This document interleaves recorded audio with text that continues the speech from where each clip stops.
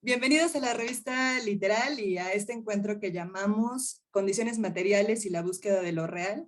Se trata de 3 sesiones en las que vamos a discutir con diferentes personas, escritoras, creadoras de diferentes áreas. Esta es nuestra segunda sesión, van a ser 3, así que no se pierdan la siguiente, que es el próximo jueves. El objetivo de estos encuentros era poner en diálogo expresiones que normalmente se asocian con la no ficción, ¿no? Por ejemplo, el periodismo, el ensayo literario, el ensayo que dialoga con el arte contemporáneo, ¿no? Por ejemplo, el teatro que tiene una base documental, ¿no? Me parecía a mí que no hay suficientes espacios para que dialoguemos entre nosotros.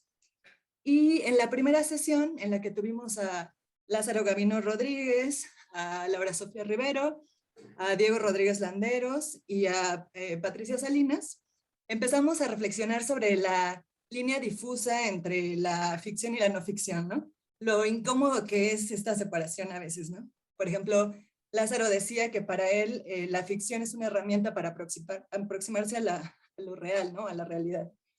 O, por ejemplo, Diego hablaba de la potencia que tiene el delirio también para hablar de la realidad, ¿no? Y en esta sesión, en esta segunda sesión, vamos a seguir hablando de estos temas, pero mucho más enfocados al cuerpo, ¿no? ¿Cuál es el rol del cuerpo en los procesos creativos de nuestras invitadas de hoy? Eh, bueno, y pues el título de este encuentro, que como les dije es Condiciones materiales y la búsqueda de lo real, tenía la intención de no hablar justo de esta división ficción y no ficción, sino de pensar cuáles son las estrategias que tenemos para buscar sentido, ¿no? Para construir comunidad o para agitar antes de ser convertidos en mercancía, ¿no? Y creo que el trabajo de nuestras invitadas de hoy tiene mucho esta búsqueda, o al menos ya me dirán si están de acuerdo, pero esa es la percepción que yo tengo, ¿no? Y más, pensé que en lugar de leer sus biografías, sería mucho más interesante que ustedes se presentaran a partir de una pregunta que les voy a hacer. Y a ver, esperen, déjenme abrir la pregunta. Bueno, quería empezar con Viviana Benchushan, que todos ustedes conocen. Me gustaría preguntarte o que nos platicaras para los que no te conocen o para los que sí te conocen, ¿cómo ha sido tu proceso como escritora desde libros como El clan de los insomnes, ¿no? Que a lo mejor me da la impresión que tuvo un proceso más de escritorio, ¿no? Digamos que la posición tradicional de la escritora o del escritor, hasta retar las formas de la forma, ¿no? Con escritos para desocupados, o hacer libros como Permanente Obra Negra, que devela los andamios intelectuales detrás de los libros, o hasta crear procesos de escritura colectiva con tus diferentes laboratorios, ¿no? Cuéntanos un poco de este proceso de tu trabajo y quién eres tú. Hola, hola a todas, a todes, a todos. Me da mucho gusto estar conversando con ustedes aquí, aunque preferiría hacerlo presencialmente. Empieza a ser muy agotadora la distancia, pero también agradezco la posibilidad de conversar con quienes están en otros territorios, en otros países. Entonces, gracias, Ana Emilia, gracias por la invitación a la revista Literal. Bueno, yo creo que he ido justamente haciendo un proceso de desplazamiento cada vez más radical desde el escritorio y la literatura hacia el afuera, un afuera de la literatura que sería un territorio de la escritura entendido en un sentido mucho más amplio, material, una escritura a la intemperie. Me interesa preguntarme más ahora dónde sucede la escritura que cómo se publica o hablar de géneros literarios. Eh, Desde Escritos para Desocupados empecé a hacer una serie de ejercicios que pensaban la escritura en distintos soportes, luego en Permanente Obra Negra hice un múltiple y desde hace 20 años, que creo que es la parte que más me interesa y la menos conocida de mi práctica, he abierto una serie de escuelas imaginarias, de espacios desescolarizados, no los llamo talleres por supuesto porque no tienen que ver con nada con los talleres literarios, sino con espacios de encuentro donde la escritura es entendida como un espacio micropolítico, es decir, desde donde podemos escribir juntas, aprender juntas en procesos de aulas sin infraestructura, a veces caminando, a veces haciendo recorridos en un bosque, a veces en espacios feministas, es decir, es un espacio itinerante donde la escritura es una especie de herramienta convivencial, como decía Ivan Illich, es decir, que nos permite conversar, eh, intercambiar perspectivas diversas de mundo, de escucha, de cuidados, de indignación, de crítica, etcétera. Más o menos por ahí va ese desplazamiento. Chido. Rafael Villegas, tú eres un autor muy prolífico y me gustaría preguntarte cómo ha sido tu evolución como narrador y qué te llevó, por ejemplo, a hacer un libro de sueños como Lengua Noche y cómo pasaste de eso a incursionar en el alpinismo y cómo eso se relaciona, por ejemplo, con tu escritura y qué proyectos te tienen entusiasmado en este momento. Ahí estás en mute. La frase Gracias, típica sí, del Zoom. la típica, me pasa todo el tiempo me paso dando clases esto y no aprendo, así tiene que ser siempre. No, pues gracias por la invitación, estoy muy contento de estar aquí compartiendo las ventanitas estas de Zoom a las que ya estamos habituados, no sé si malamente o está bien, pero yo ya me estoy habituando a esto también. Híjole, ha sido como todo un camino. Creo que realmente estoy regresando, voy a empezar por el final, estoy regresando al punto en el que comencé, que es básicamente sin saber exactamente dónde estoy parado. Es decir, cuando yo comencé a escribir, realmente yo no sabía absolutamente nada de literatura, yo no estudié literatura, nunca fui a talleres literarios, no fue mi formación literaria de ninguna manera, sí leía y todo eso, pero poco a poco es casi casi como si hubiera amanecido un día en una balsa, en un río y ya estaba ahí, ¿no? O sea, de alguna manera empecé a escribir sin saber que había un oficio que era ser escritor, ¿no? Y eso fue cambiando con el tiempo fui publicando, sí, escrito como un poco de todo, he escrito y publicado un poco de todo, pero estoy tratando de regresar y creo que las cosas me han llevado un poquito a eso, a, a empezar a buscar otra vez en esencia lo que me movía al principio cuando empecé a escribir, que era escribir sobre la idea de ser escritor. O sea, me interesa más escribir que ser escritor, me interesa más escribir que la literatura en sí, me interesa más escribir y también pensar y crear en función de las imágenes también. O sea, me gusta mucho como trabajar en los márgenes de todos, los márgenes de los géneros, en los márgenes también del ámbito, de lo literario, del mundillo literario también. Ya ni siquiera, o sea, no lo planteo ni siquiera como una virtud ni nada, es como mi método, es como mi espacio, es con donde me siento cómodo. Y hace mucho que también decidí hacer las cosas con las que me siento más cómodo, ¿no? Entonces, precisamente ahorita estoy regresando de alguna manera o empezando a entender un poquito más sobre la escritura ensayística, ¿no? Porque siempre me moví más hacia la ficción, y no solo la ficción, sino la ficción fantástica, ¿no? Ciencia ficción, literatura de horror y todo eso lo hice en algún tiempo y todavía me interesa muchísimo, pero ahorita estoy calando como otros márgenes, mezclando precisamente la literatura fantástica con quizá la literatura autobiográfica en algo que llamo ahorita como título de trabajo autoficción especulativa. Estoy tratando de trabajar sobre esa línea, ¿no? En este momento.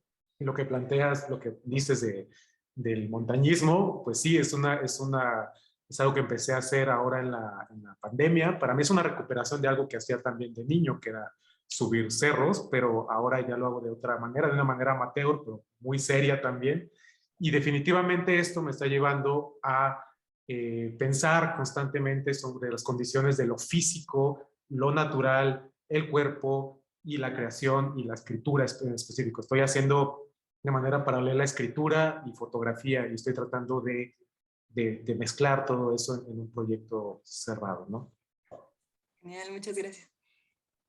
Abraham Jiménez Enoa, que Abraham y Lucrecia están en España aquí desvelándose por nosotros. Sonó religioso eso por el extraño. Lucrecia, tenemos que quedar, estamos en la misma Sí, ciudad. tienen que quedar. Claro que sí. Abraham, cuéntanos, me parece muy interesante tu presencia porque tú vienes enteramente del periodismo y en la discusión de ficción, no ficción, tú me parece que el periodismo sí exige un compromiso con ese tipo de rigor, ¿no? Y me gustaría que nos platicaras de tu trabajo como periodista en Cuba, rápidamente cómo fue la creación del estornudo y pues vamos a tener tiempo a lo largo de esta sesión, pero si puedes adelantarnos un poco cómo ha sido salir de la isla y qué proyectos te entusiasman ahora que no estás ahí. Bueno, sí, acá yo estudié periodismo en la Universidad de La Habana y en Cuba todos los medios de comunicación pertenecen al Partido Comunista, es decir, todas las emisoras de radio, todos los periódicos, todos los canales de televisión. Entonces, una vez que tú sales de la universidad, tienes que ir a trabajar ahí, obviamente no es periodismo lo que se hace propaganda política. Eh, y bueno, yo y una generación estábamos dispuestos bueno, a no hacer eso y intentar hacer periodismo. Luego tuvimos la suerte de que unos años después de salir de la universidad, llegó el Internet a Cuba a la altura de 2015 a 33 plazas públicas y bueno, ya luego en 2018 sí, ya lo tuvimos en los teléfonos. Y entonces con esa facilidad, bueno, facilidad, habían 33, solo 33 parques en todo el país donde tú ibas y te tenías que sentar en el medio de la calle, bajo un árbol, recostado a una mata y así fundamos una revista, ¿no? El Estornudo. Y la intención era justamente narrar Cuba, pero desde el periodismo narrativo, ¿no? Había un espacio no abordado que era ese, que Cuba había como mucha información, había, eh, pero no habían historias o no habían personajes que narraran esa Cuba fuera de los clichés. Entonces esa fue la primera pretensión. Y bueno, y así un poco fue como nació El Estornudo. Lo dirigí por 4 años, luego salí de la revista.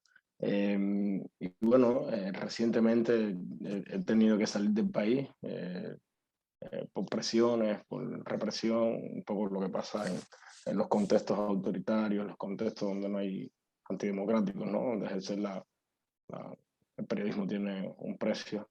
Entonces acabo de llegar a España un poco expulsado de mi país y estoy con la cabeza y el cuerpo movido, ¿no? Y además es la primera vez que salgo de Cuba, nunca había salido de Cuba justamente porque no me dejaban salir por hacer periodismo. Entonces, de hecho, te tenía, bueno, para seguir en el curso de la pregunta, en Cuba tenía desde hace un tiempo dos ideas garabateadas que obviamente nadie me iba a publicar y que tampoco había tenido el tiempo como de dedicarme a ellas. Y son en esas en las que estoy trabajando ahora. Uno es un libro de crónicas narrativas y tal, de largo aliento, y el otro sí es una historia que la estoy terminando de reportear, pero un poco todavía no he decidido si cuál va a ser el hilo o el formato. Es la historia de un espía doble que fue vecino mío y entonces eh, no sé aún si es una historia de ficción o una historia de no ficción o si voy a aparecer yo en la historia. En fin, como que estoy terminando como hacer toda la investigación, que me queda muy poco, para luego como decidir cómo agarrar el tema. Entonces en eso es lo que estoy ahora. Ah, mira, no sabía que también estabas incursionando en la ficción, entonces tal vez Bueno, también entres bueno, y con este no, libro, bueno, no dije eso, dije que no sí, sí, sabía. sí, aún no sabes si puede tener. Sí. Gracias, Abraham. Lucrecia Mazón Córdoba, que también estás en España. Cuéntanos de tu trabajo desde el activismo, también desde la academia, el ensayo, cómo ha sido esta trayectoria para ti y qué proyectos te entusiasman ahora. Bueno, hola a todas, todes, todos y nada, un gusto estar compartiendo esta noche, están de este lado, noche. Y cómo ha sido esa trayectoria con respecto a la escritura. Yo pienso que sí, que las primeras cosas que empecé a escribir y que se publicaban siempre era una escritura como, como política y necesaria, como de decir, bueno, hace falta escribir sobre esto y necesitamos estos textos, o sea, textos activistas y muy apasionados en ese sentido, ¿no? Entonces, desde el transfeminismo, ¿no? O sea, en general, como las primeras cosas que empecé a escribir y que se compartían, van por ahí, ¿no? Escritos transfeministas, donde el cuerpo ahí con un lugar central. Y creo que tiene ese punto como casi de una urgencia política, ¿no? Decir, bueno, necesitamos hablar del cuerpo, necesitamos en las primeras cosas que escribía tenían que ver con disidencias corporales, con luchas antigordofobia, anticapacitistas, de género y de disidencia sexual, entonces, disidencias sexuales y corporales, ¿no? Entonces, ese escrito que tiene toda la pasión de la calle también, y pienso que es algo que para mí debe, o sea, que yo quiero que esas pasiones me sigan acompañando, ¿no? Ese calor de la calle y esas voces que reclaman cosas, ¿no? Y pues y luego siguieron pasando los años y voy escribiendo cosas que a veces, o sea, voy incursionando en otras escrituras que buscan algo más performático también, eso lo he hecho últimamente bastante, como buscar un poco algo de la escritura en el cuerpo, ¿no? O sea, pensando con Ansaldúa cuando habla de que la escritura es un gesto del cuerpo, ¿no? Que el escribir es algo que está en el cuerpo y no en el pensamiento, y justamente eso, la escritura como gesto del cuerpo, voy así probando y haciendo los intentos de qué le pasa a mi cuerpo cuando se pone a escribir, y con qué partes del cuerpo se escribe también, ¿no? O sea, como buscando ver cuánto del cuerpo está ahí y creo además que está ahí el cuerpo. Entonces sí, voy haciendo esas búsquedas de escrituras más performáticas y también, y también de otras, ¿no? Y bueno, pues cosas que me entusiasman tiene que ver con eso, con buscar esos gestos del cuerpo que hacen a la escritura, y en eso ando bastante interesada y puesta en ello. Y luego con formas colectivas de cómo, de cómo escribir siendo muchos, ¿no? Y cómo descentrar voces. Sí, me interesa también mucho, así como por haciendo algo que también es colectivo, ¿no? En talleres, en espacios, o sea, talleres como el espacio donde nos juntamos a trabajar, no formalidades de talleres, me refiero a la lógica del taller literario como algo formal, sino como me refiero a espacios donde nos reunimos y escribimos o nos movemos o pasan cosas, y me interesa como probar en ese tipo de espacios donde se dan esos movimientos, o sea, esos cuerpos juntos, probar cosas relacionadas con la animalidad, que es un tema que trabajo y del que ya les seguiré hablando, o pensar un poco con cómo descentrar órganos del pensamiento, ¿no? Ahí hay una apuesta anticolonial fuerte, que tiene esa pasión política y activista, que es ese pensar, bueno, cómo buscamos escrituras que también desobedezcan un poco al mandato moderno y racional, ¿no? Y esto. Muchas gracias, Lucre. Como ven, tienen mucho en común. Y vamos a seguir platicando. Les propongo la siguiente dinámica. Que cada una, por ejemplo, ahorita empezará leyendo Lucre, Lucrecia, y podemos discutir. Cuando ella termine, podemos abrir los micrófonos y siéntanse libres de preguntarle cosas o discutamos en torno a su texto. Luego leerá Rafael, igual discutimos. Luego Abraham y cerramos con broche de oro con Vivian y discutimos también. Quería decirles a quienes nos están escuchando en Facebook también, si se les ocurre algo, alguna pregunta o algún comentario, escríbanlo ahí y los leeré aquí con nuestras invitadas. ¿Okay? Entonces, empecemos contigo, Lucre. Bueno, mira, no sabía. Me lanzo. Te lance. Nos lanzamos. Sí, bien.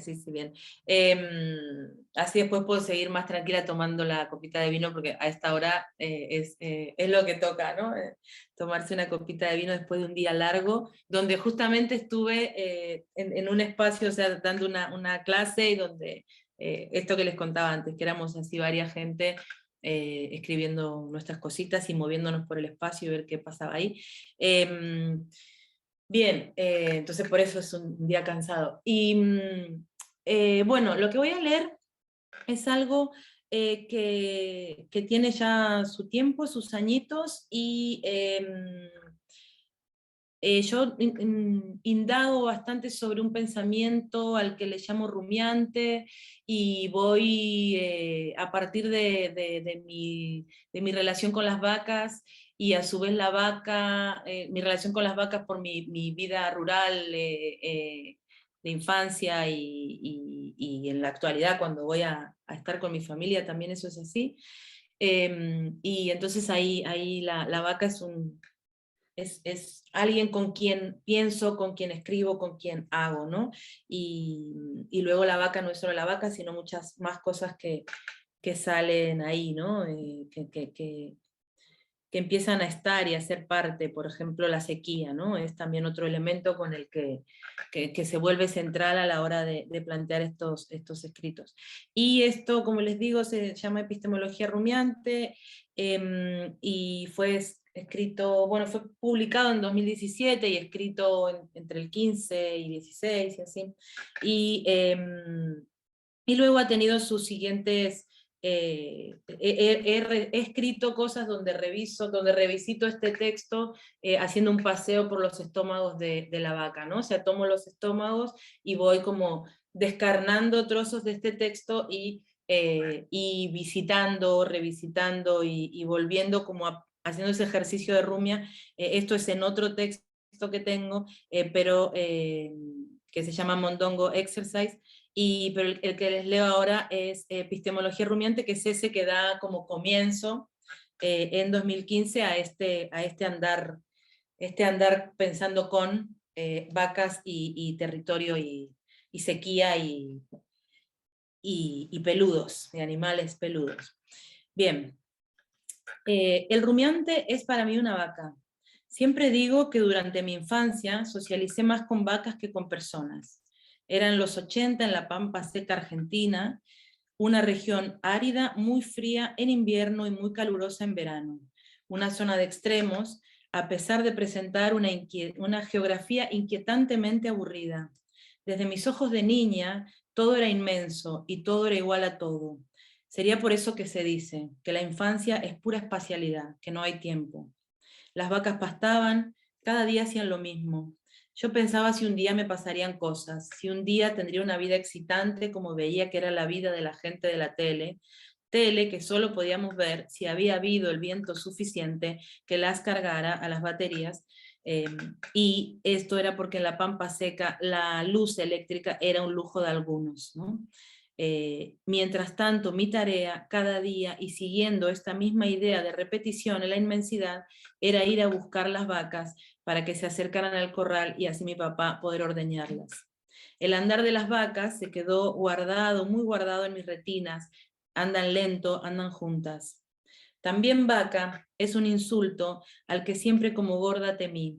Qué paradoja que animales que me parecían tan lindas y eran mis amigas fueran justamente un nombre que yo jamás quisiera escuchar sobre mi cuerpo. Era la injuria gorda. Frantz Fanon dice que el lenguaje colonial deshumaniza al colonizado. Propiamente hablando, dice, lo animaliza.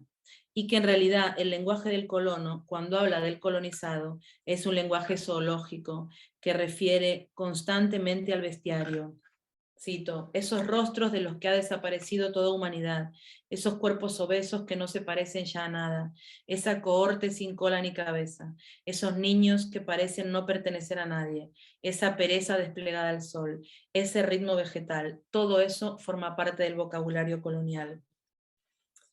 Dice Fanon también que el colonizado se ríe cuando se descubre animal en palabras del colono. Entonces digo, soy la vaca. Busco en la animalidad mi propia enunciación, soy un rumiante y oso desafiar los límites que se han impuesto a mi cuerpo y mi humanidad. Lentitud, animalidad, el estigma vaca, la carne, el no saber cómo decir pero ir rumiando. Los rumiantes, como los bovinos, tienen un complejo sistema de digestión que les permite aprovechar eficientemente los nutrientes de los alimentos, inclusive los de baja calidad nutricional. La rumia debe hacerse en un lugar cómodo, plano, con sombra, para poder echarse. El rumiante procurará contar con las condiciones necesarias para poder rumiar cómodamente. Buscará las condiciones de posibilidad, es decir, un lugar cómodo y seguro entre afines que lo sostengan. El rumiante es irreverente e iconoclasta. El rumiante no cree en ideas propias, se sabe no original, sabe que siempre que habla traduce. El rumiante apuesta por un ejercicio de invención política que es colectivo, siempre. Procura darse para sí y su comunidad herramientas y entiende que estas herramientas no son algo a lo que se llega, sino que está en constante construcción. En su acción de rumiar, el rumiante rinde tributo al proceso y no al producto acabado. El rumiante es lento. La epistemología rumiante no rinde tributo a la visión lineal de la historia. El rumiante se echa a rumiar y muchas veces a dormir. No privilegia el estado consciente. Le gusta soñar. ¿Cuál es el cuerpo del feminismo? ¿Puede hablar la vaca? ¿Puede el rumiante nombrarse a sí mismo? ¿Qué cuerpos pueden nombrarse a sí mismos? ¿Quién tiene la posibilidad de hablar sobre la verdad de las cosas? Hay sujetos con la posibilidad de producir verdad, de generar un relato donde se cuenta la verdad sobre el mundo, y otros que son actores en ese relato. ¿Quiénes pueden pensar la totalidad? Ocupan lugares hegemónicos. ¿Cómo podemos las rumiantes ser también productoras de verdad? Necesitamos nuevos modos de nombrar, arrebatar la posibilidad del relato a quienes cuentan nuestra historia. De ahí que la epistemología rumiante apuesta porque es posible pensar y generar relatos desde otros lugares, desde la frontera. La epistemología rumiante todo lo traga, todo lo mastica, se lo come todo. El rumiante es poligástrico y pasa todo por sus 4 estómagos. Sangre de vaca, el cuerpo pulverizado, el campo, la vaca y el campo de batalla, la vaca y el alambrado como política de acercamiento, el alambrado como primer dispositivo que da lugar a la propiedad privada, la vaca loca, el miedo, el contagio, la carne humana. El rumiante desborda, es excesivo, su grasa chorrea, da asco.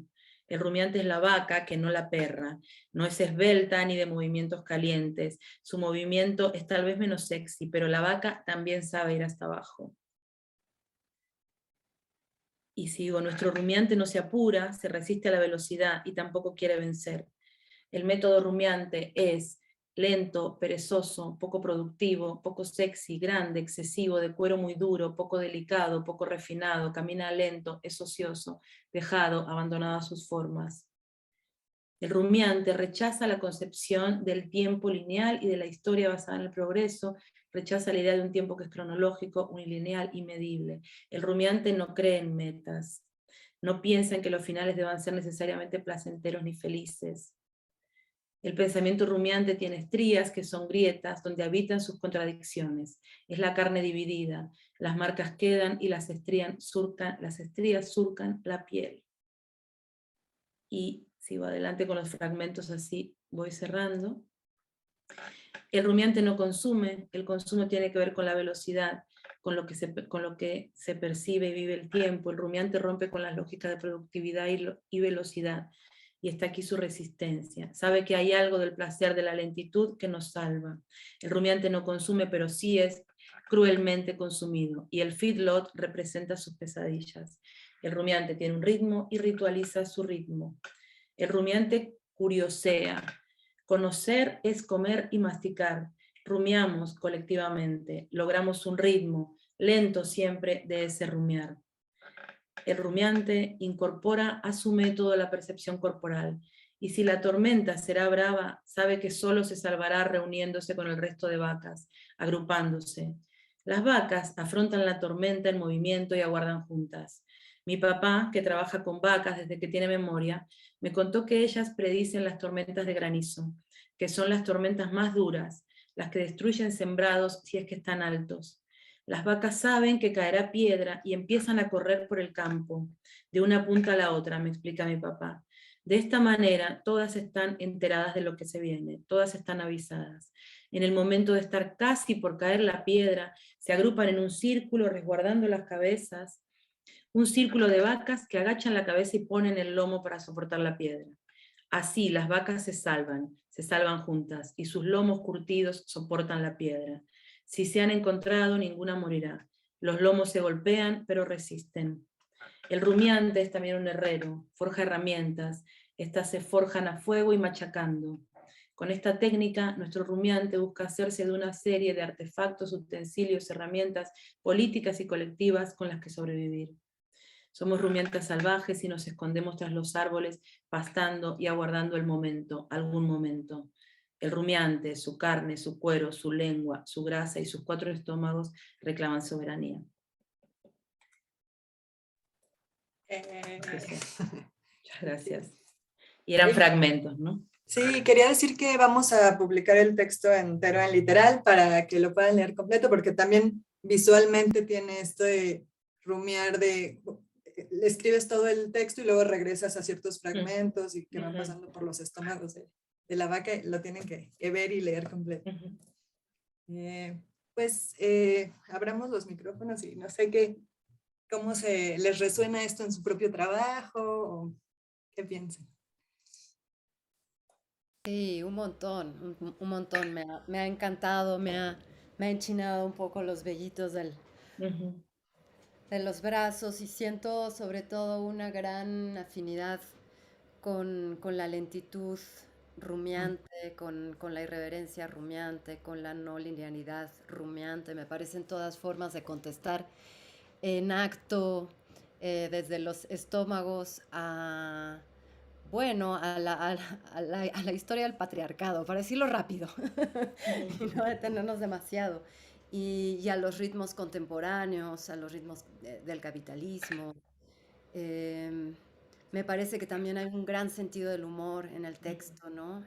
Es decir, justo darle la vuelta a que a enunciarte vaca desafiando el insulto colonial, ¿no? Cuando en realidad creo que hoy el verdadero insulto es llamarnos humanos, es decir, los que estamos terminando con el planeta no son los rumiantes, ¿no? O bueno, nuestra sobreproducción industrial y esa especie de cultivo de inmensa crueldad que son las granjas industriales de vacas. Es así que están generando un montón de destrucción y de dolor, pero bueno, en fin, me siento mucha afinidad. Me pregunto, sí, como un poco la convocatoria que nos ha hecho Emilia tiene que ver con los procesos, y tú has hablado del rumiante como también como un proceso lento, ¿no? Una digestión pausada.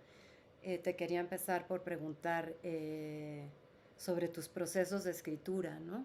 Siempre es difícil abrir los espacios de las cajas de herramientas, pero eso es lo que está bueno, ¿no? Acá. Sí, sí.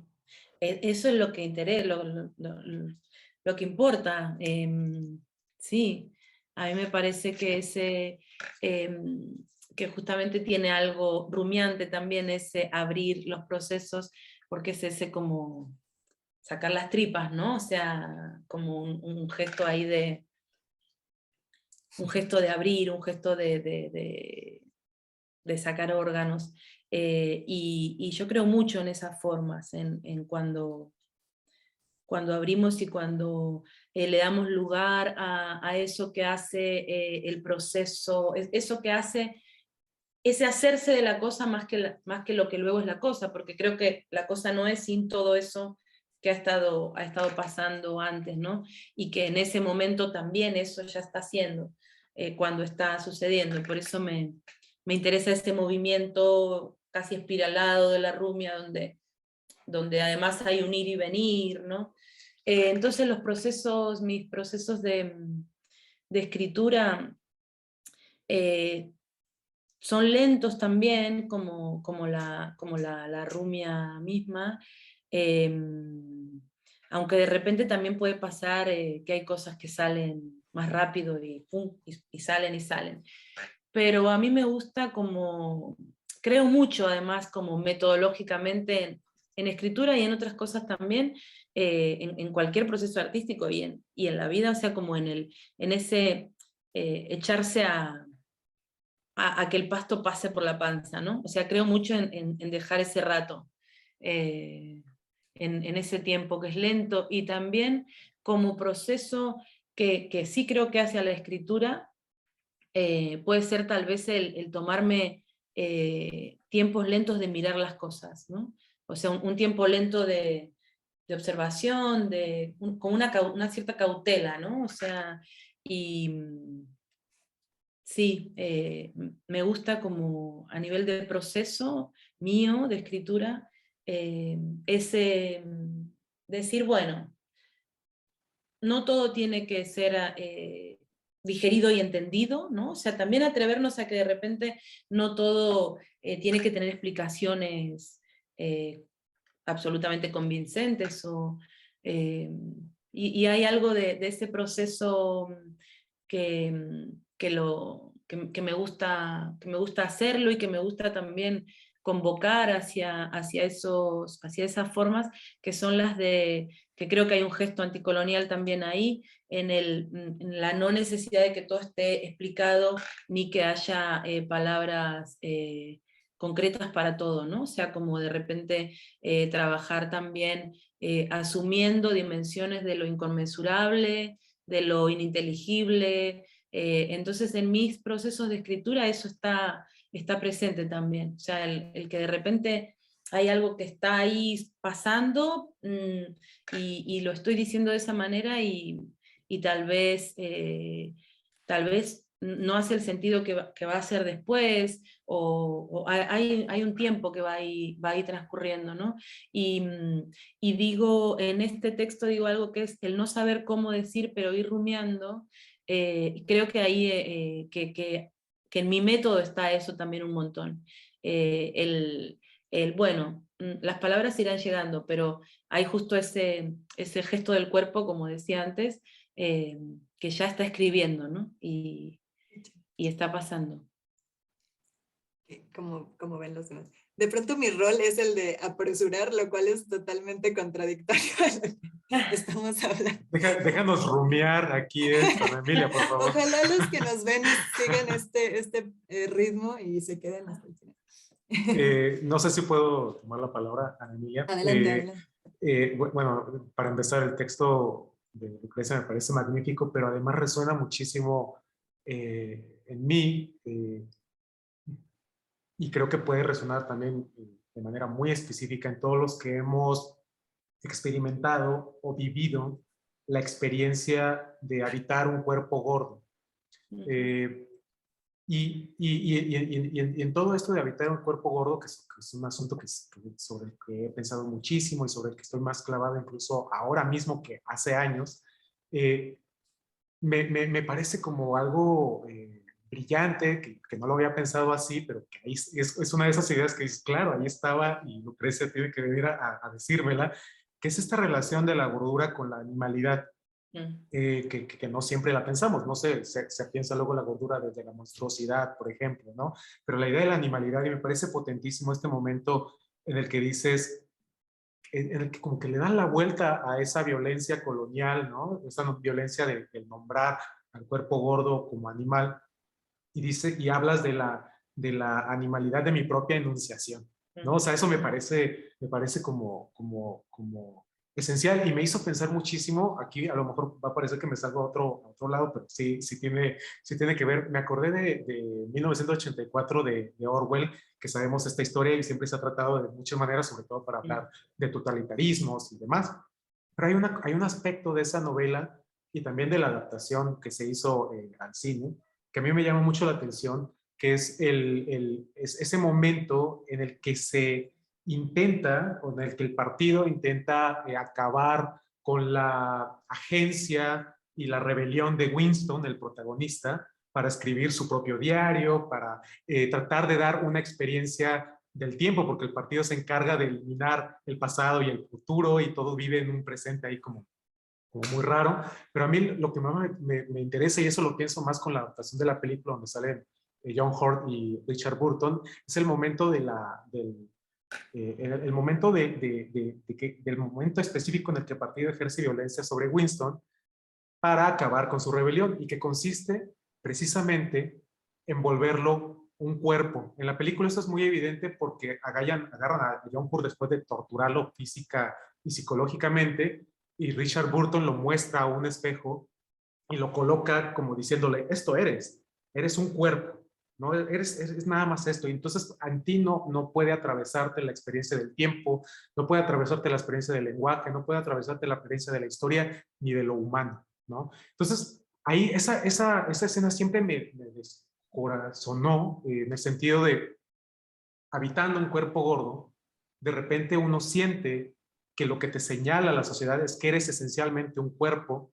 y que como tal no puedes enunciar nada, ¿no? Entonces, la búsqueda en todo caso, y eso es lo que quería preguntarle, cómo lo piensa Lucrecia, es cómo enunciar entonces desde el cuerpo, no solo el cuerpo gordo, sino el cuerpo marginado, violentado, de cualquier forma, porque noto también en el texto de Lucrecia, aparte de este humor y esta cosa como íntima y muy interesante, pues me da la impresión de que es también un manifiesto político, ¿no? Que queda muy claro y tiene ese tono, ¿no? Esta posibilidad de cómo nombrarnos a nosotros mismos desde el cuerpo, y cómo desde el cuerpo enunciar de tal manera que podamos crear redes de conversación. Es decir, no nomás hablar de esta cosa capitalista, consumista y superficial de la validez del cuerpo y de la imagen, ¿no? Que está en el consumo de los cuerpos de todos los días el día de hoy, en la actualidad, sino cómo desde el cuerpo crear redes de conversación con la comunidad también, ¿no? Ese tema me mueve mucho ahorita, y quería preguntarle a Lucrecia también qué pensaba sobre esto. Yo no sé si Ana, ¿estás preocupada? Me ocurría que, ¿por qué no? Si Abraham quiere preguntar algo, que lo pregunte y ya tú respondes las dos. Bueno, perdón por presionar, Abraham. Es tu turno. Y ya si No, quieres para... yo más que una pregunta quería Tengo un como comentario. hacer, sí, un poco más relacionado con el proceso de la escritura, ¿no? Y cómo abordarla. Me llamó como mucho la atención, ¿no? Como esa ida mientras vas avanzando en el texto y cómo vuelve una y otra vez a ideas, a, a pasajes anteriores ya enunciados. Y también un poco que con lo que me siento muy identificado, ¿no? Por el tipo de periodismo que hago yo, que es un periodismo mucho más reposado, narrativo, en el cual necesitas tiempo, ir y otra vez, y observar, y meditar, bueno, y pensar. La parte del asentamiento, de la mirada, del reposo que decía Lucrecia, ¿no? De no estar cayéndole atrás ni forzando no solo la escritura, sino también el pensamiento. Eso, más que una pregunta. Ahora sí, Lucrecia. Bueno, sí, bueno, gracias Rafael por todo ese comentario, y Abraham también, y por ser así breve, ¿no? Así nos escuchamos también, que me dan muchas ganas. Creo que esto que decías, Rafael, de cómo se hace redes y cómo el cuerpo, yo creo mucho en que esas enunciaciones, esto que de hecho vos señalabas y traías ese enunciarse, o sea, ese decir, bueno, vamos a darle una vuelta a esa injuria gorda, creo que son enunciaciones que son colectivas, o sea, que tienen que ver con esa red y con ese poder nombrarse entre muchas otras, ¿no? Porque creo que, de hecho, si no, estas enunciaciones no suceden. Y De hecho, y en otro texto que tengo digo algo relacionado con que hay hay una enunciación que es en una primera persona del plural y en una tercera, o sea que hay un yo y un nosotras, nosotres. Sí, creo mucho que hace falta pensarse en eso que es colectivo, ¿no? Y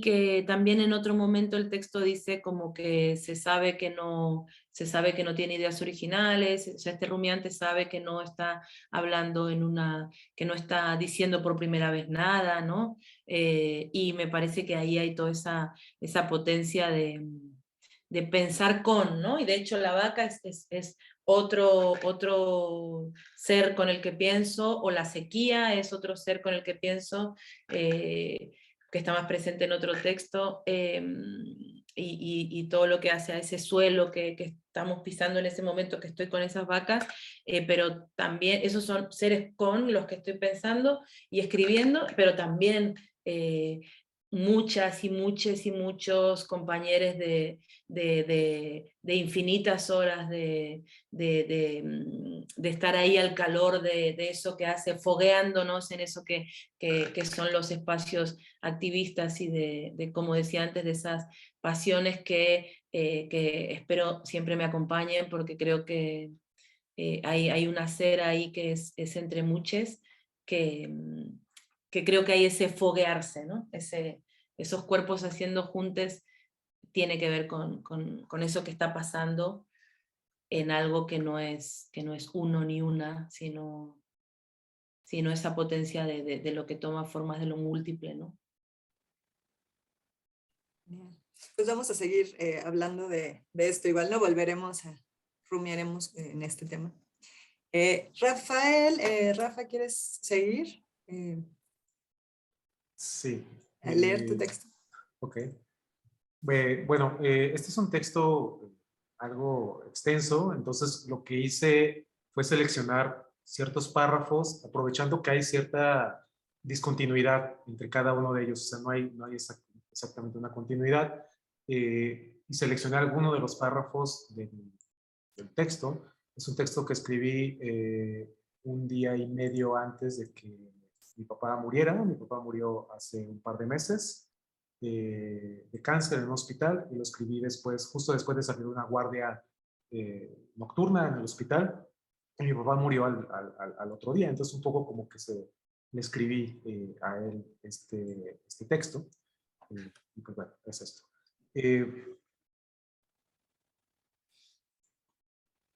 Tu cuerpo, papá, sobre la cama de hospital. Tu cuerpo es cuerpo porque ha colapsado. No queda en este preciso momento señal de conciencia. Es tu versión del sueño dejar de existir por intervalos de 20 minutos. Tus párpados no abarcan del todo los globos oculares. Algo queda expuesto, una abertura al mundo que quise conocer un día, una herida horizontal en el ojo cortado de la vaca. Pero ahora prefiero conservarlo así, como misterio infrancable, como imposibilidad última de conexión. Has colapsado como un muñeco cuando la cuerda que sirve para dar saltos sobre sí mismo y caer de pie ha completado su ciclo mecánico. El dolor es esa cuerda que reactiva la existencia de tu cuerpo. El dolor es tu fantasma en la máquina. ¿Qué queda de ti? El cuerpo. El cuerpo. Así de perfil, tu cuerpo parece una montaña de esas largas y extendidas. Una mujer dormida, un hombre desnudo, un padre moribundo. La sábana y las batas blancas, pero viejas y manchadas de rojo y amarillo, me hacen pensar en superficies nevadas donde un ejército indómito, pero confiado, ha sido vencido y desangrado. Sus enemigos han orinado ámbar o marrón sobre ellos, los meados concentrados de las primeras horas del día. Los días de hospital son violentos, como una batalla antigua en una montaña nevada. Anoto en un cuadrito de papel de baño. Vivir contra el mundo es vivir contra el cuerpo, ese otro mundo. Vivir contra el mundo es vivir contra la naturaleza, ese otro cuerpo. No tengo idea de qué signifique esto, pero hay veces que aunque el sentido de lo que decimos se nos escape, debemos materializar su escritura. La escritura, la existencia misma de la escritura en este mundo que desfallece, en una habitación de hospital, junto a la cama donde mueres de manera dolorosa y paulatina. La escritura, escribirlo, el misterio de lo que se escribe, escribir, eso es todo, eso es, eso. Nunca me había fijado en tu nariz, papá. De hecho, casi siempre he evitado verte, incluso en las breves interacciones prácticas que a través de los años han hecho de charlas entre nosotros. La delgadez extrema de tu rostro resalta tus ojos grandes, los ojos anchos de tu parentela de la Sierra Norte de Jalisco y tu nariz de líneas armoniosas. Tu cuerpo huele a un secreto que debería quedarse enterrado, pero se ve así en su natural vencimiento, como el recuerdo de todos los hombres hermosos que han pasado por el mundo. Anoto en varios cuadritos de papel de baño. Toda la vida hubo una desconexión profunda entre nosotros, una ausencia de toque, pero ahora debo sostener tu cuerpo mientras la enfermera cambia las sábanas y debo retirar tus desechos, los desechos de tu bolsa de colostomía. En el sexo y en la enfermedad suceden los contactos más radicales. Siempre tuve tanto miedo de coger como de morir. Hemos perdido peso aceleradamente casi al mismo tiempo. Empezaste a correr hace algunos años y eso te hizo adelgazar. Luego vino esta enfermedad que te tiene al borde de la desaparición. Al comienzo de la pandemia tomé la decisión de caminar al trabajo todos los días. Así evito a la gente en el transporte público y me resisto al total sedentarismo.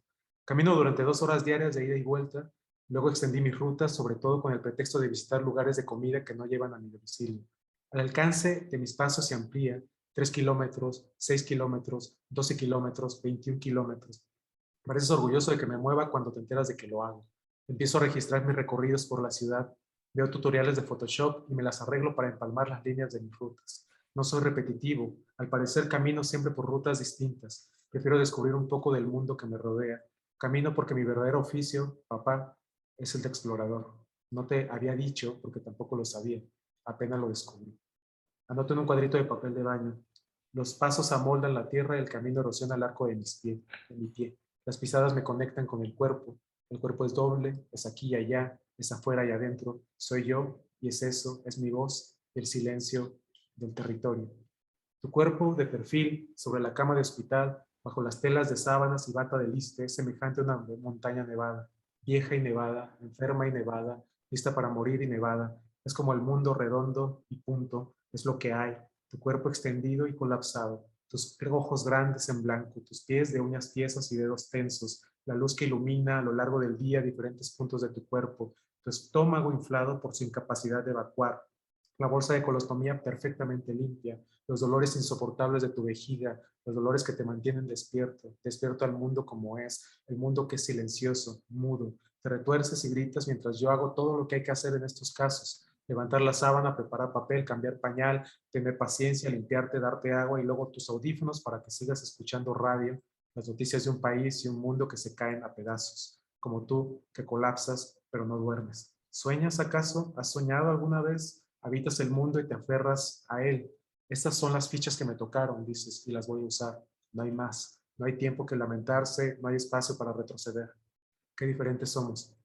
Yo sé renunciar y dar pasos atrás o de costado. Soy doctor en reconocer mis derrotas, pero ese es mi privilegio. Yo comencé el camino donde tú ya no pudiste continuar. Avanzas sin cuestionarte, es lo que hay, dices, es lo que hay. Yo llevo mi vida preguntándome qué es eso que tengo enfrente. Es que no importa, imagino que me dirías si me hablaras más, si hablaras más conmigo. Es que no importa saber qué es lo que tienes enfrente. El asunto es enfrentarlo así nomás.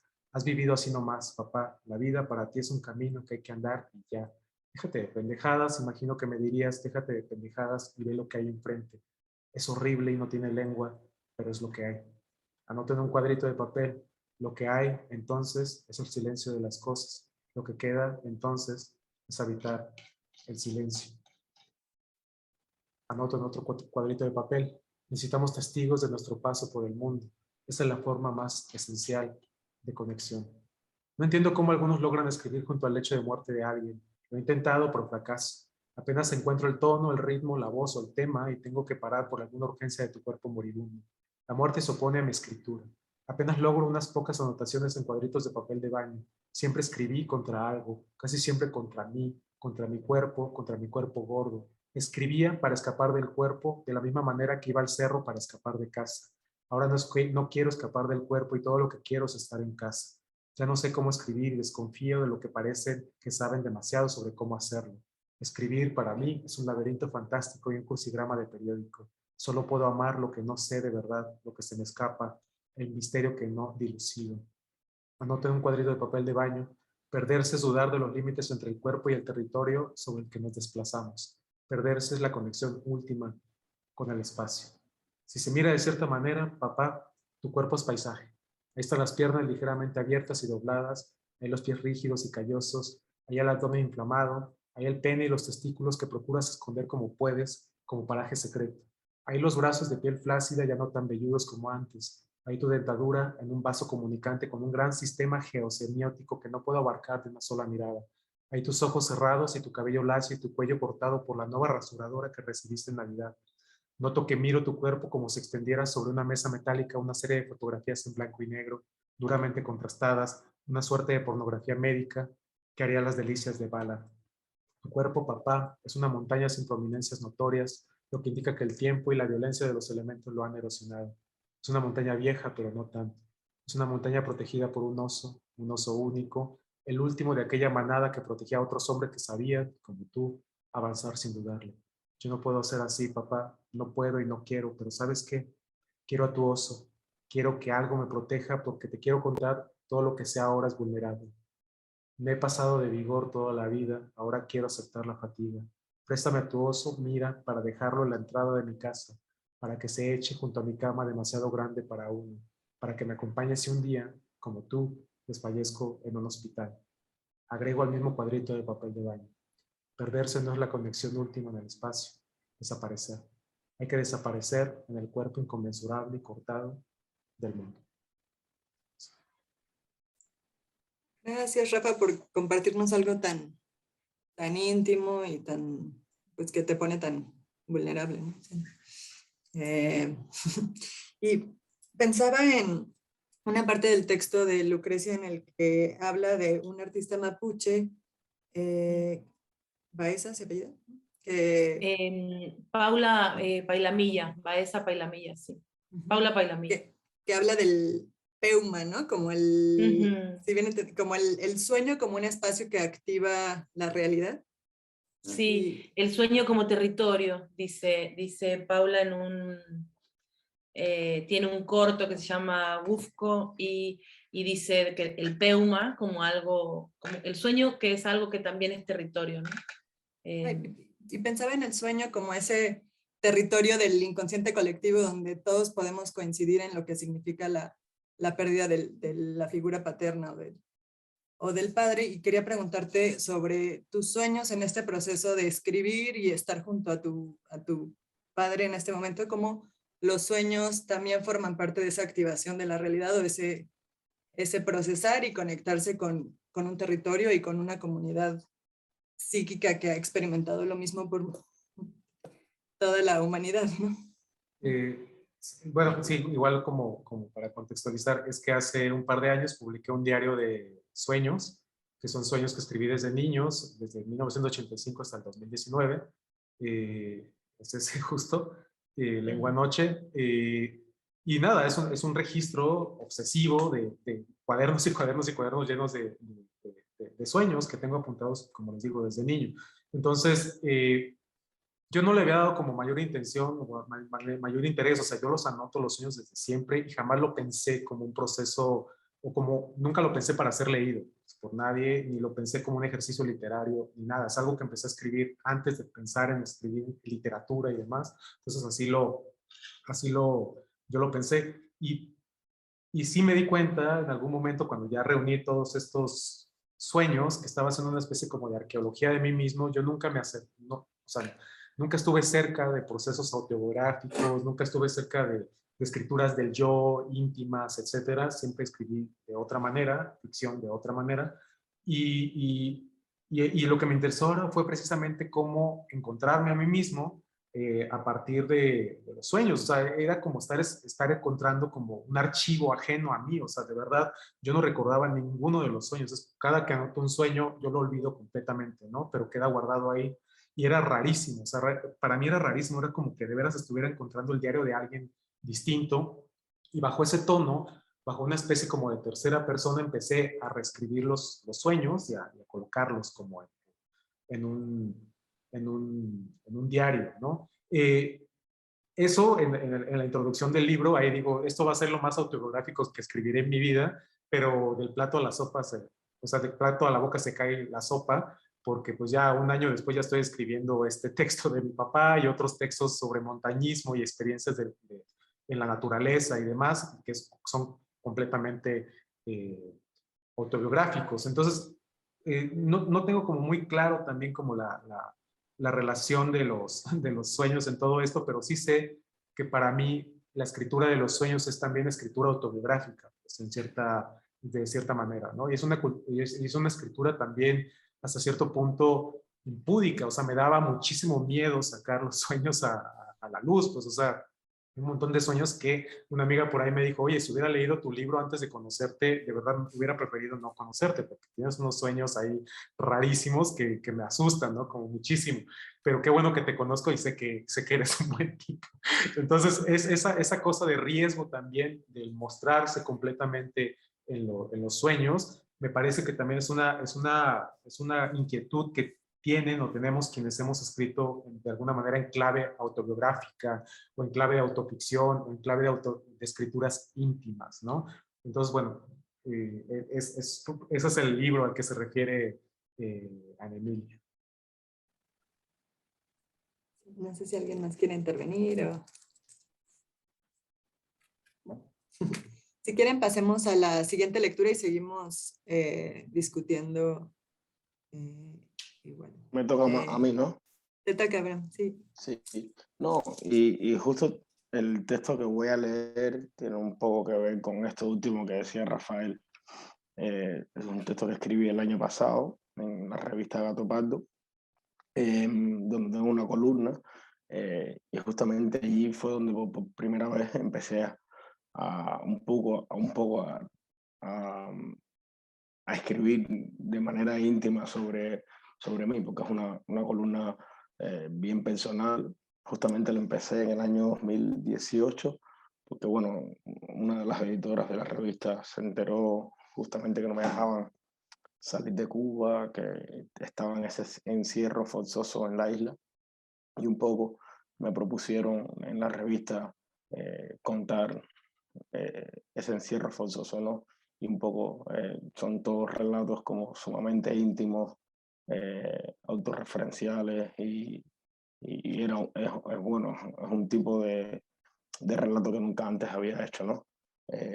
Y bueno, tengo que confesar que me gustó mucho y le tengo mucho aprecio y mucho cariño a ese espacio que he seguido eh,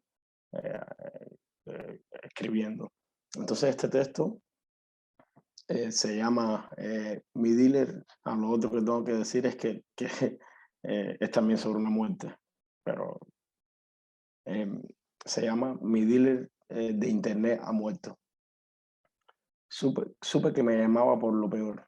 Dejé que el teléfono sonara en mis manos unos largos segundos en los que cerré los ojos y me dije para mí que no, que ojalá no. Pero sí, la llamada de Gerda solo podía presagiar lo que era inevitable ya, la muerte de Reinaldo.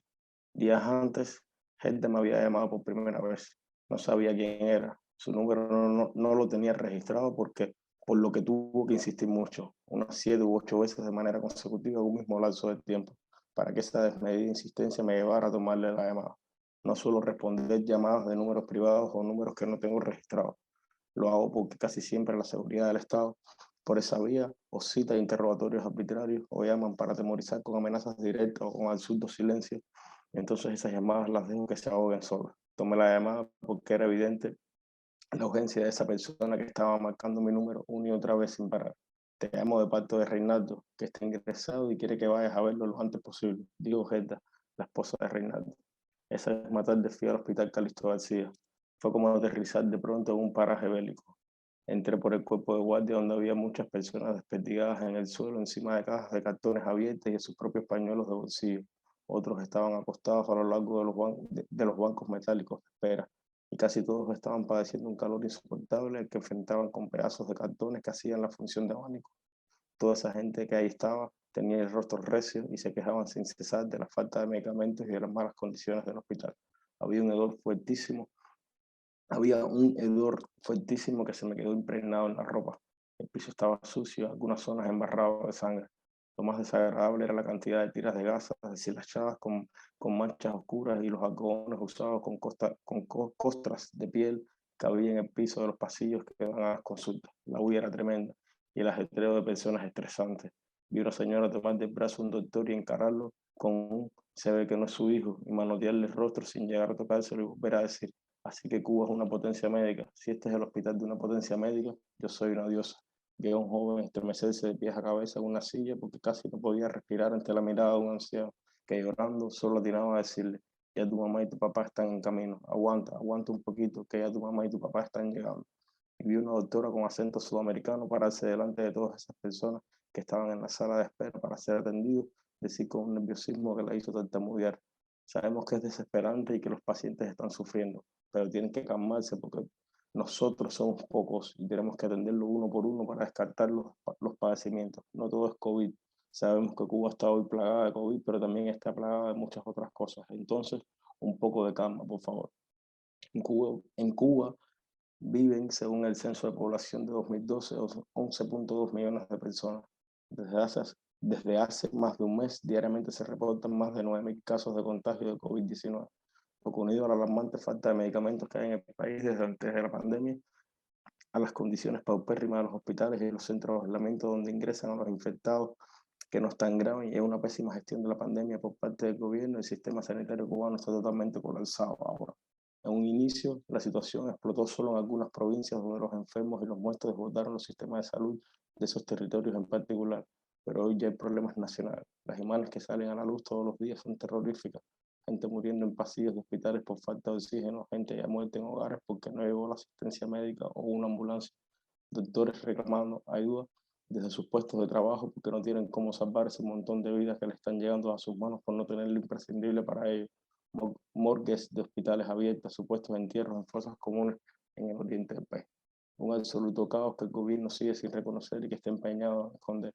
Una decisión que empeora el asunto, pues el negacionismo histórico que ha caracterizado el castrismo y que debiera inmediatamente echar a un lado para reducir las consecuencias que produce negar esta realidad, ahora puede costar miles de cuerpos sin vida. Todo se reduce a no reconocer el fracaso, mucho menos el fracaso en el sector de la salud, que es lo que mejor el gobierno cubano sabe venderle al mundo como servicio y como política. Por ejemplo, Reinaldo tenía todos los síntomas de un caso de COVID-19, pero le dijeron que su enfermedad era una neumonía bacteriana y no coronavirus. Esto lo hace para que Reinaldo, el que sea luego, no vaya a las estadísticas fatales de la pandemia. Después que lo diagnosticaran, Reinaldo estuvo en su casa una semana a la espera de que le dijeran en cuál hospital podía ingresar. Una semana en la que no pudo pararse de su cama, en la que la fiebre le llegó a más de 40 grados y en la que se desmayó tanto que no recordaba cuántas veces fueron.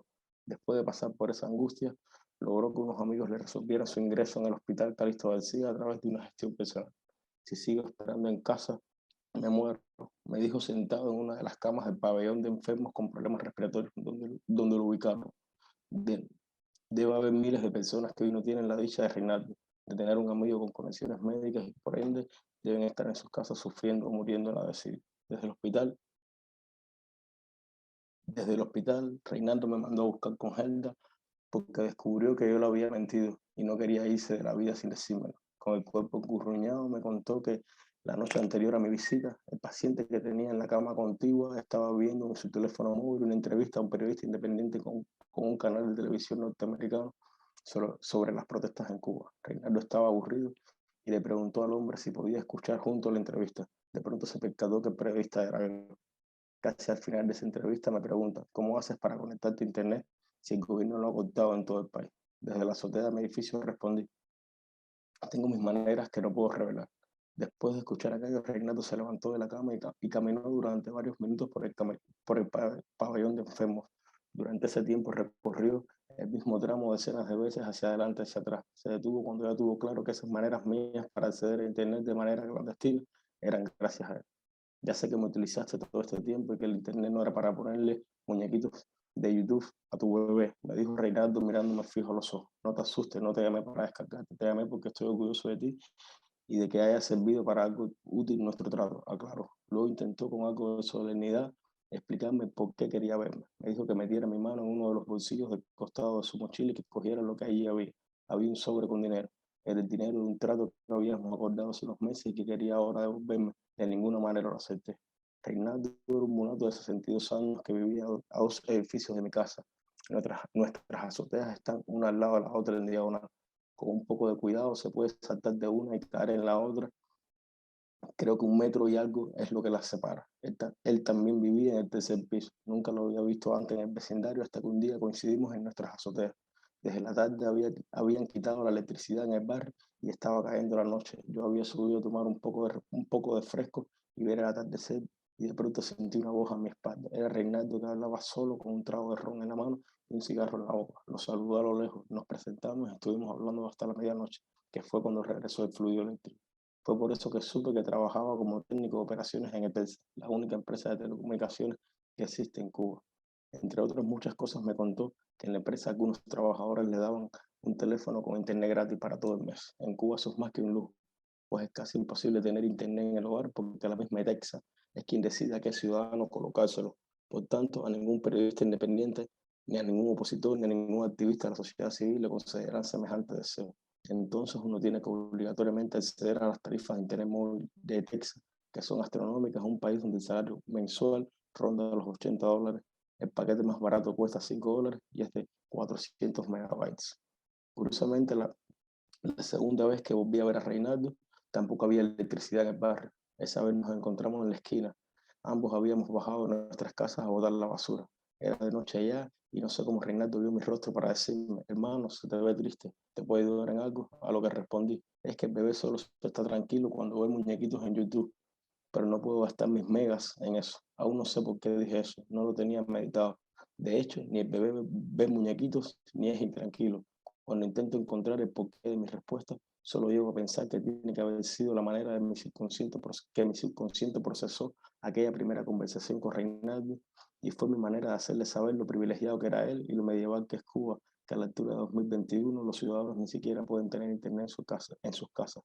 No obstante, la frase pareció suficientemente real porque una vez Reinaldo la escuchó, dijo: eso está resuelto. Cuando te haga falta internet me avisas y te conectas a mi teléfono. Nos estrechamos las manos y nos fuimos cada uno a su casa. Asumí ese diálogo como se asumen las conversaciones con la mayoría de los vecinos, sin darle mucha importancia. Pero unos días después, cuando el régimen, a través de Telsa, decidió cortarme el internet a mí y a muchos periodistas independientes para que no cubriéramos las manifestaciones, se me ocurrió que podía tomarle la palabra a Reinaldo. Estuve todo un día cazándole en la escalera de su casa, de su edificio, hasta que apareció. Le dije que hiciéramos un trato. Podía pagarle unos $10 cada vez que yo necesitara internet para los muñequitos de bebé. Reinaldo, después de negarse a recibir el pago, accedió, pero acató que no puedes llevarte el teléfono a tu casa. Lo que puedes hacer es que yo lo ponga en mi ventana con la wifi abierta para que te llegue desde ahí. Perfecto, le dije. Hicimos una primera prueba y no funcionó. La red llegaba con muy poca intensidad a mi casa. Entonces intenté desde mi azotea sin que él lo supiera y funcionó. Así empezamos. Cada vez que necesitaba internet más rápido para trabajar, le daba un timbre a Reinaldo y él hacía la operación para que el bebé pudiera entretenerse en la pandemia. Él no sabía que yo tenía que treparme hasta la azotea para conectarme. No se lo podía decir porque iba a descubrir el verdadero fin de su conexión, porque por supuesto que el bebé no iba a ver muñequitos en la azotea. Por eso tenía que esconderme, porque desde las ventanas de casa de Reinaldo me podían ver, escondida detrás de los tanques de agua, y me protegía del sol con una sombrilla de playa, hasta que reparé en que Reinaldo iba a Telsa de las mañanas a las tardes, de lunes a viernes, lo que implicaba que cuando le pedía que colocara el teléfono en la ventana durante esas horas, él no estaba en su casa. Es decir, era Helda, una mujer jubilada sin nombre, para mí en ese momento, quien lo hacía. Observándolas de la azotea, me di cuenta que Helda se desentendía del teléfono cuando lo colocaba. Esos días el dispositivo se quedaba en la ventana de la cocina hasta que Reinaldo regresaba del trabajo. Justo la ventana más próxima a mi azotea es esa. Decidí comenzar a robar el teléfono de manera diurna. Brincaba de una azotea a la otra, me acostaba en el piso, enroscaba los empeines de mis pies a la base de un tanque de agua para asegurar un poco el cuerpo que dejaba en el vacío entre los dos edificios del torso hacia arriba. Hacía todo eso para poder estirar uno de mis brazos y coger el teléfono de la ventana de Reinaldo. Solo una vez corrí peligro. Había llovido y cuando llueve en Cuba el internet se ralentiza porque las nubes hacen que la conexión satelital pierda intensidad, me dijo Reinaldo. Esa vez cuando di el salto y caí, uno de mis pies resbaló en el asfalto e hizo que perdiera el equilibrio. No hubo daños mayores, solo un durísimo golpe en la rodilla izquierda. Gracias a eso pude mantenerme conectado durante las protestas del 11 de julio en Cuba. Desde que estalló la revuelta en los 60 y 62 lugares del país, el régimen cortó el internet en toda la isla para que la gente no siguiera organizándose ni para que se siguiera narrando lo que estaba sucediendo. Un par de semanas después de las protestas recibí la llamada de Gerda con la noticia de la muerte de Reinaldo. Ese mismo día subí a la azotea en la tarde-noche a tomarme un trago de ron en su memoria. Desde ahí él se ve a Helder en su cocina que cortaba cebolla sobre una tabla de madera. La vi llevarse una de sus manos a la cara para limpiarse unas lágrimas. No supe si las lágrimas eran de tristeza o por la cebolla. En ese instante me vino a la cabeza una de las últimas cosas que me dijo Reinaldo en el hospital. Siempre hay que ayudar porque uno nunca sabe esa ayuda qué frutos va a dar.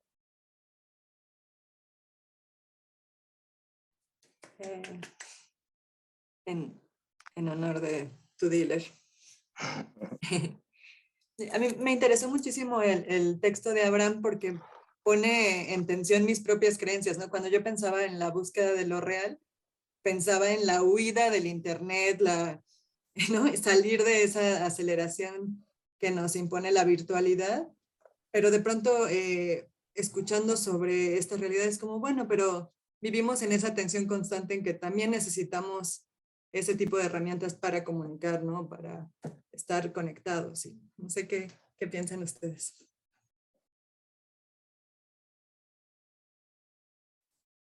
¿A mí o a...? Todos, quien quiera. Bueno, en mi caso particular, como yo soy periodista y cuando tengo puesto el overall de trabajo, y más cuando hay contextos de este tipo, la información sí fluye a una velocidad más de lo habitual, o al menos de lo que a mí me gusta hacer, sí es imprescindible, ¿no? En ese caso, por ejemplo, bueno, estallaron las protestas más grandes de los 63 años del régimen cubano, o en contra del régimen cubano, y inevitablemente tenía que estar todo el tiempo como informando y contando lo que estaba ocurriendo. Y un poco en ese sentido, obviamente, Internet se vuelve como algo fundamental, ¿no? En eso. Lo que pasa es que yo sí, claro, un contexto como Cuba, al ser Internet, no es nada fácil. Entonces tenía que hacer yo todas estas macas, el vecino robarle el teléfono, subirme a la azotea con una sombrilla de playa, brincar la azotea, prácticamente quedarme estirado de un edificio a Casi otro. te caes. No, Bueno, te caíste, te caíste. Sí, sí, sí. Y nada, y fue en un sentido, en ese momento no me di cuenta, ¿no? De lo que estaba haciendo, ¿no? De todo el trabajo que estaba pasando y el fruto que estaba dando, justamente porque si el gobierno tumbó la red en Cuba, no había nadie conectado y una de las pocas personas que estaba conectado y contando lo que estaba pasando era yo. Bueno, lo estaba haciendo justamente porque, bueno, con toda esta artimaña circense que tenía que hacer, ¿no? Sí. Y pues es otra arista de las condiciones materiales, ¿no? Como en qué Sí, tipo de exacto. escritura producen esas limitaciones o qué tipo de cooperación también o de Y entonces comunicación. también yo luego todo este tipo de cuestiones o todas estas cosas más anecdotarias, más, porque en ese momento, es decir, obviamente ese no fue el texto que yo escribí en ese momento yo estaba escribiendo de las protestas, yo salía a la calle, reporteaba y tal. Este texto lo escribí un tiempo después. Lo que quiero decir con esto es que justamente también el proceso para llegar a escribir o para llegar a contar algo, también se vuelve un pasaje en sí, un relato en sí, como es este caso, ¿no? La historia de cómo yo accedí a Internet, o cómo yo hacía para escribir. Y bueno, nada, eso también me ha pasado en los últimos años, que todo ha sido como tan convulso en Cuba que de pronto yo he descubierto que en un sentido más allá bueno, de todo lo que, las historias que he intentado contar, he terminado en muchos casos contándome a mí mismo, ¿no? Porque se vuelve inevitable, bueno, no contar porque, bueno, la vida te va encima. Sí, que también lo que decían antes de la autorreferencialidad, ¿no? No es lo mismo ser autorreferencial por serlo, sino como parte de dar cuenta de un contexto, de ciertos problemas sistémicos. Sí, exacto. No, ¿tú, cómo te resuena esto a ti, por ejemplo, Vivian, que como que estamos en un contexto muy distinto al de Cuba, en el que al contrario, no estamos cuestionando prácticas capitalistas, ¿no? Otro tipo de explotación que no tiene que ver con ese tipo de limitación. Sí, yo pensaba en la tensión entre la clandestinidad de la escritura, ¿no? O las escrituras clandestinas y todos los contextos en los que la escritura ha sido una forma de resistencia, ¿no? Colectiva. Y por otro lado, pensaba en el exceso de transparencia, ¿no? De las escrituras digitales contemporáneas, es decir, y en cómo ese exceso de transparencia, esa circulación permanente también es una forma de vigilancia o nos vigilamos entre todos, ¿no? Entonces, no creo que haya un lugar mejor que otro. Creo que, es decir, no se puede tener como una mirada sin matices en ambos casos, ¿no? Creo que es posible atrofiar y que es necesario atrofiar la máquina de el Internet, ¿no? Yo sé que esto en un contexto como el que nos acaba de compartir Abraham, pues suena como descabellado, ¿no? Eh, porque justo lo que está pasando ahí es, bueno, eso, otro tipo de, pues sí, de de negación de la realidad, Lo que de está pasando es que Cuba es otra persecución. galaxia. Sí.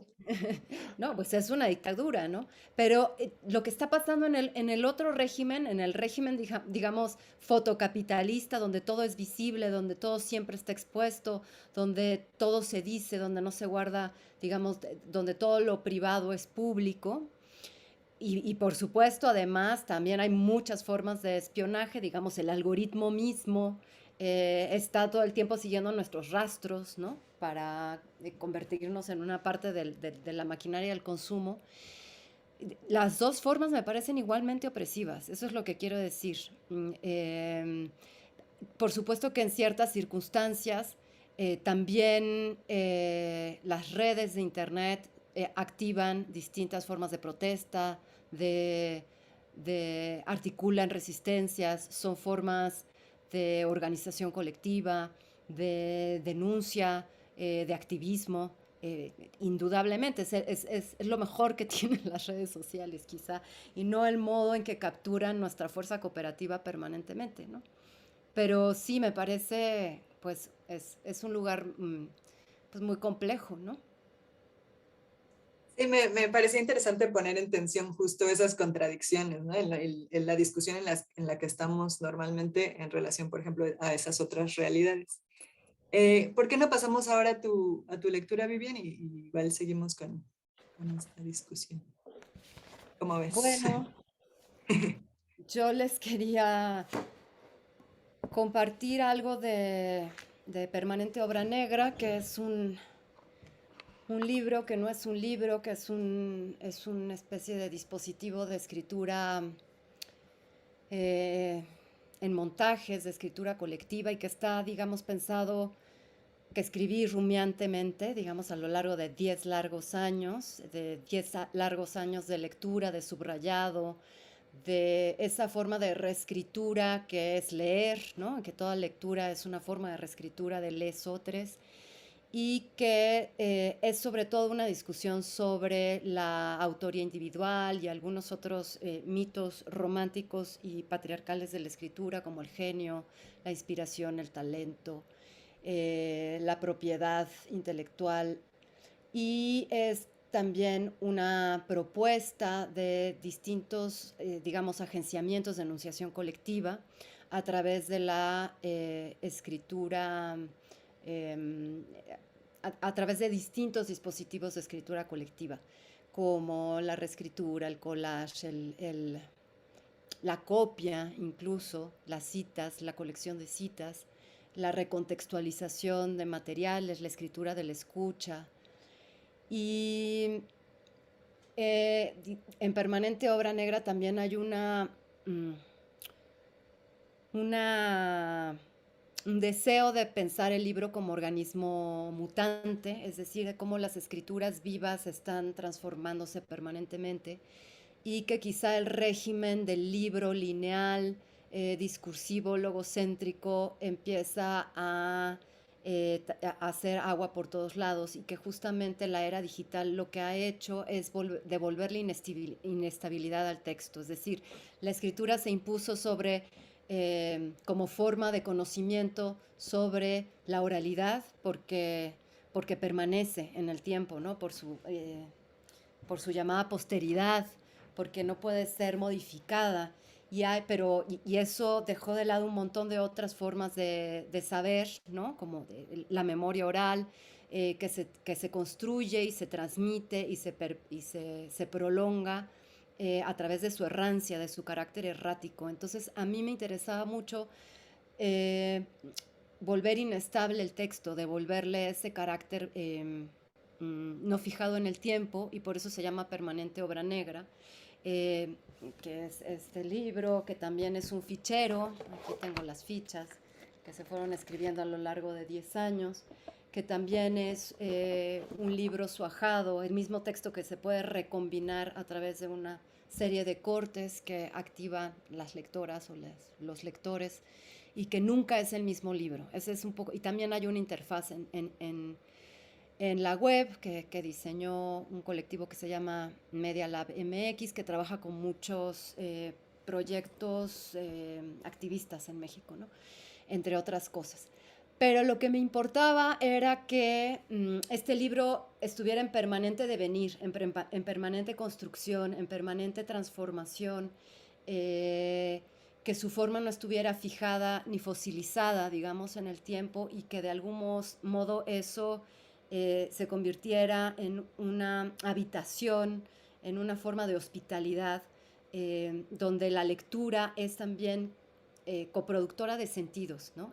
Es decir, donde la lectura también es materialmente una forma de escritura, una forma de producir sentido. Y, por supuesto, de despojar a la autoría o a la autora de control sobre lo que escribe, ¿no? Entonces digamos que me dediqué 10 años a buscar cómo boicotear la autoría de distintos modos, y también es una especie de cuaderno de escritura que va dejando todo el proceso al descubierto y va socializando sus herramientas, ¿no? Y paralelamente a la escritura de este libro, no libro, o libro mutante, fui abriendo un montón de espacios donde creábamos máquinas de escritura colectiva, corporales, fuera digamos, de la máquina y de la técnica tecnificada de Internet, y empezábamos a crear dispositivos entre todas para escribir juntas, ¿no? Entonces era un espacio de invención también de metodologías, porque la escritura colectiva es muy compleja, ¿no? Cada comunidad creo que va creando sus estrategias, sus modos, sus formas de hacer y sus acuerdos sobre cómo compartir esas escrituras, cómo socializarlas, cómo nombrarse dentro de esas escrituras, cómo desautorizarse dentro de esas escrituras. Y siempre he tenido una enorme curiosidad de cómo escribirán su palabra colectiva las mujeres zapatistas, ¿no? Cómo serán sus procesos de puesta en común, es decir, escribirán en una asamblea o no. Creo que cada comunidad de eso va creando sus propios modos de hacer. Y detrás siempre me cuesta mucho trabajo elegir por dónde entrar a Permanente Obra Negra, porque les comparto rápidamente pantalla solo para que entiendan lo que les estoy diciendo. Es un libro que tiene muchos libros adentro, o sea, cada uno de los ficheros es un libro distinto. Y el primer libro, el de Permanente Obra Negra, es el cuaderno de escritura del que voy a extraer algunos fragmentos, pero también hay un archivo de escrituras negras que tiene que ver un poco con lo que decía antes, que es un registro del archivo de las resistencias negras, es decir, cómo la escritura ha sido históricamente también una forma de transmisión clandestina, de huida, de fuga, de emancipación. También hay una arqueología de la escritura que que nos permite saber cómo la escritura también ha sido una forma de opresión, en muchas formas, una forma de colonización que en nombre de la civilización ha avasallado muchas otras formas de saber y de transmisión del conocimiento. No voy a hablar de todo, solo quería hablar de estos tres porque creo que tienen que ver con lo que estamos conversando acá. Y este otro fichero, que es la novela inexperta, es una especie de murmullo, de susurro, de rumor, hecho de muchas voces, de muchos testimonios, extraída de muchas fuentes de negrería literaria, es decir, de escritoras y escritores que han escrito bajo condiciones de distintas formas de explotación los libros de otros, ¿no? Y cuyas escrituras han sido de algún modo invisibilizadas. Y en medio de esos testimonios está también un testimonio personal de cuando yo, muy joven, fui negra literaria por única y última vez. Entonces, les voy a leer unos fragmentos muy breves, espero. Es un libro fragmentario, no lineal, ¿no? Pero yo elegí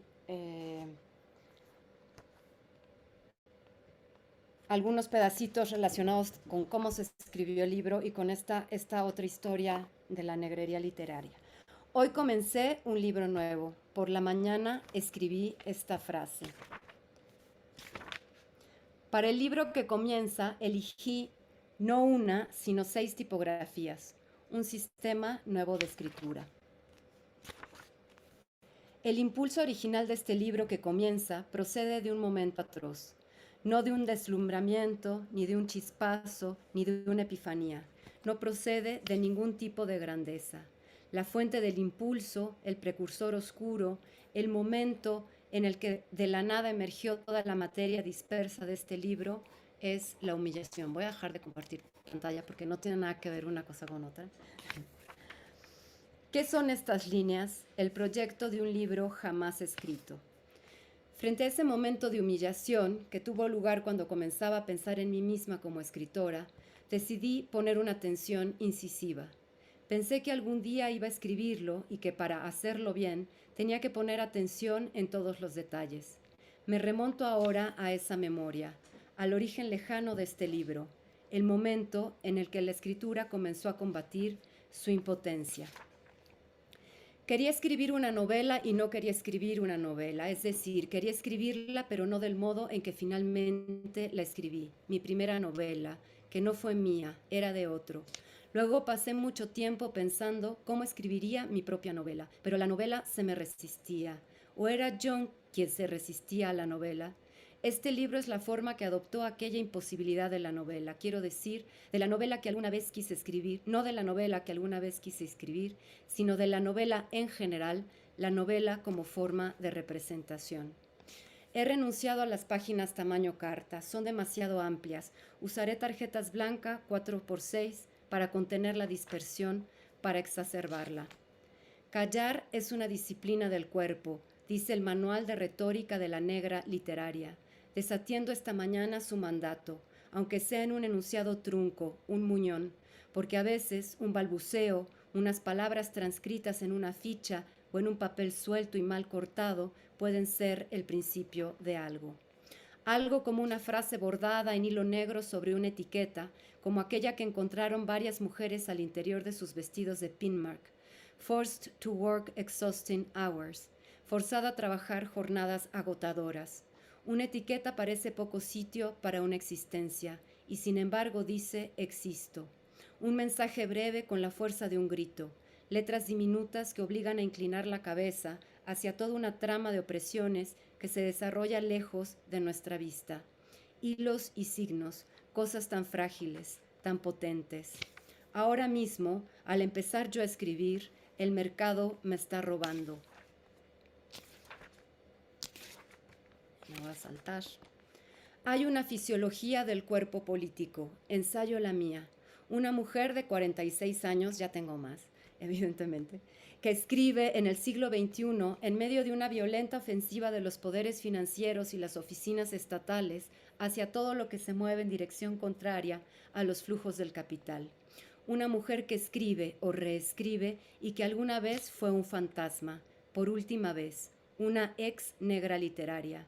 Ser invisible no es natural para nadie. Por la tarde recorto frases, extraigo párrafos, saqueo discursos. Por la mañana me dedico a pegar. Siempre he necesitado el impulso del texto ajeno, la relación íntima con las palabras de otros para escribir. Estas fichas de transcripciones y microsampleos son el momento culminante de esa relación, de esa intimidad. A través de la escritura de otros, conjuro lo que tiene de exclusión, de soledad, el escribir.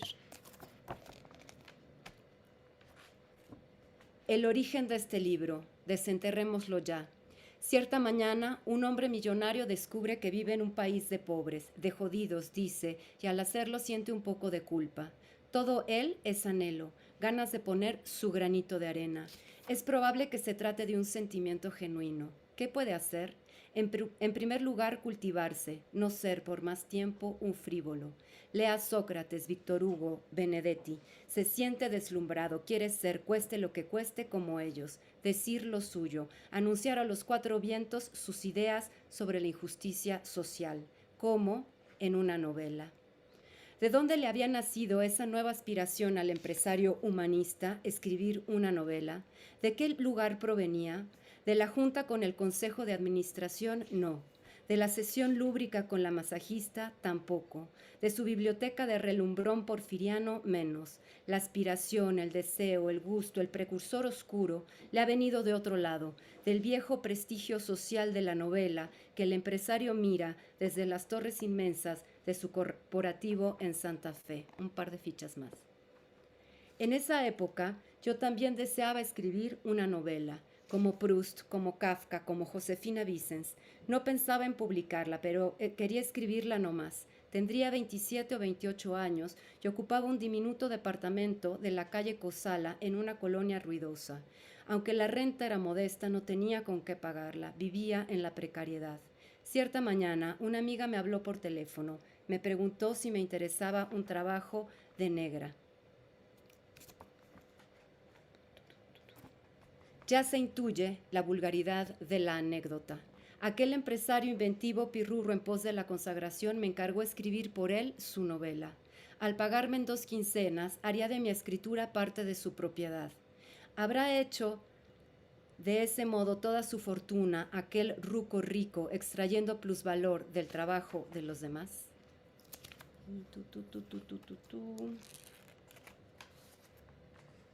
En la designación negro literario se escucha la violencia ideológica del racismo junto a la violencia económica del capital. En la designación negra literaria se esconde además una precariedad en femenino.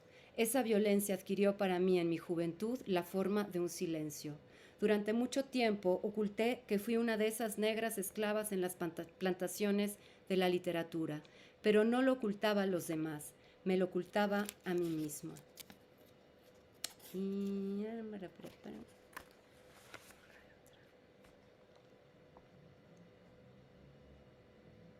Bueno, ya no les voy a contar todo lo que pasó después.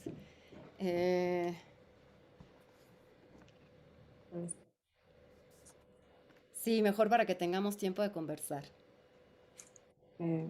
Ok.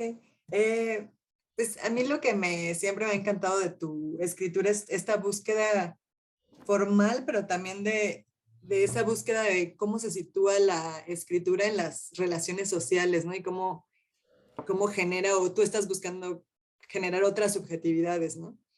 Y no sé, me interesa mucho eso y creo que es algo que los demás también comparten, ¿no? Por ejemplo, Lucre también, ¿no? Estás en una búsqueda similar que tiene que ver con una producción en común, en comunidad, para producir otras subjetividades.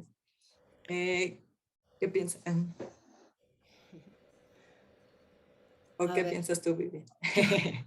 Sí, creo que sí. Mira, yo empecé a escribir en una época difícil para la escritura, por lo menos en México, que fueron los años 90, que es pues el momento de la llegada y digamos, la instauración del neoliberalismo como forma no solo de angostamiento del Estado, de privatización de lo público, sino como fábrica de formas de vida, ¿no? Y bueno, cuando llegué a la universidad todos leíamos sobre el fin de la historia, el fin de las ideologías, el fin de las luchas políticas, el fin de absolutamente todo y la llegada de un modelo que sería, que se representaba como única alternativa y todo lo colectivo era visto con enorme sospecha. Entonces tuve que construir un lugar donde habitar, ¿no? Porque a mí Sí, entendí también muy pronto que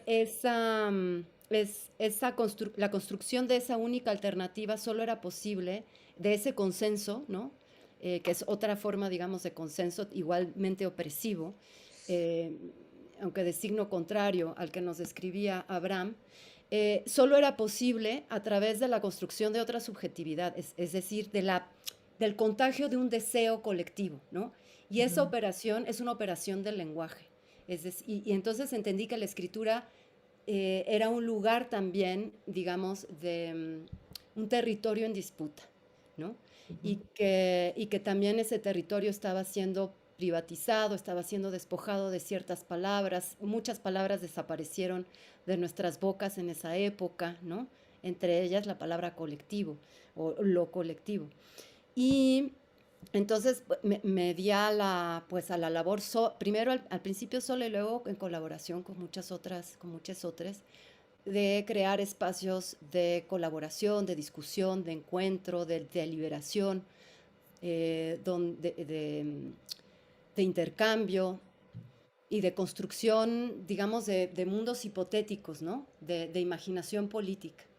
Y a la par que eso sucedía, digamos, en el encuentro de los cuerpos y que me importaba mucho preguntarme qué pasa con los cuerpos cuando se reúnen para escribir juntes y juntas, es decir, qué sucede con las corporalidades, qué sucede con los olores, con, con, con las vulnerabilidades.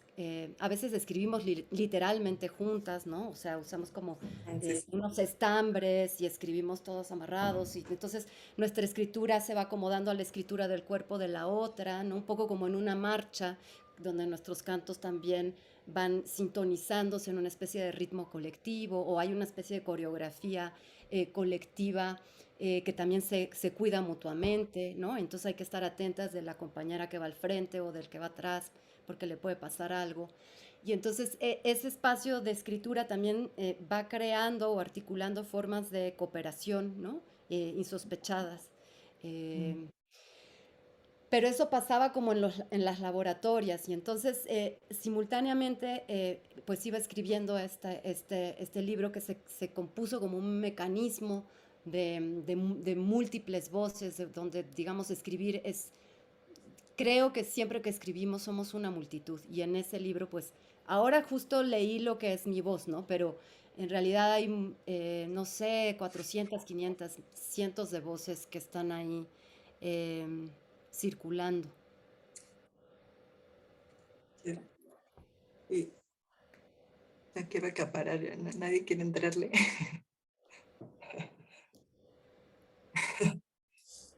Em, Ay, me trabé un poco, lo siento. Em, no sé, pensaba como,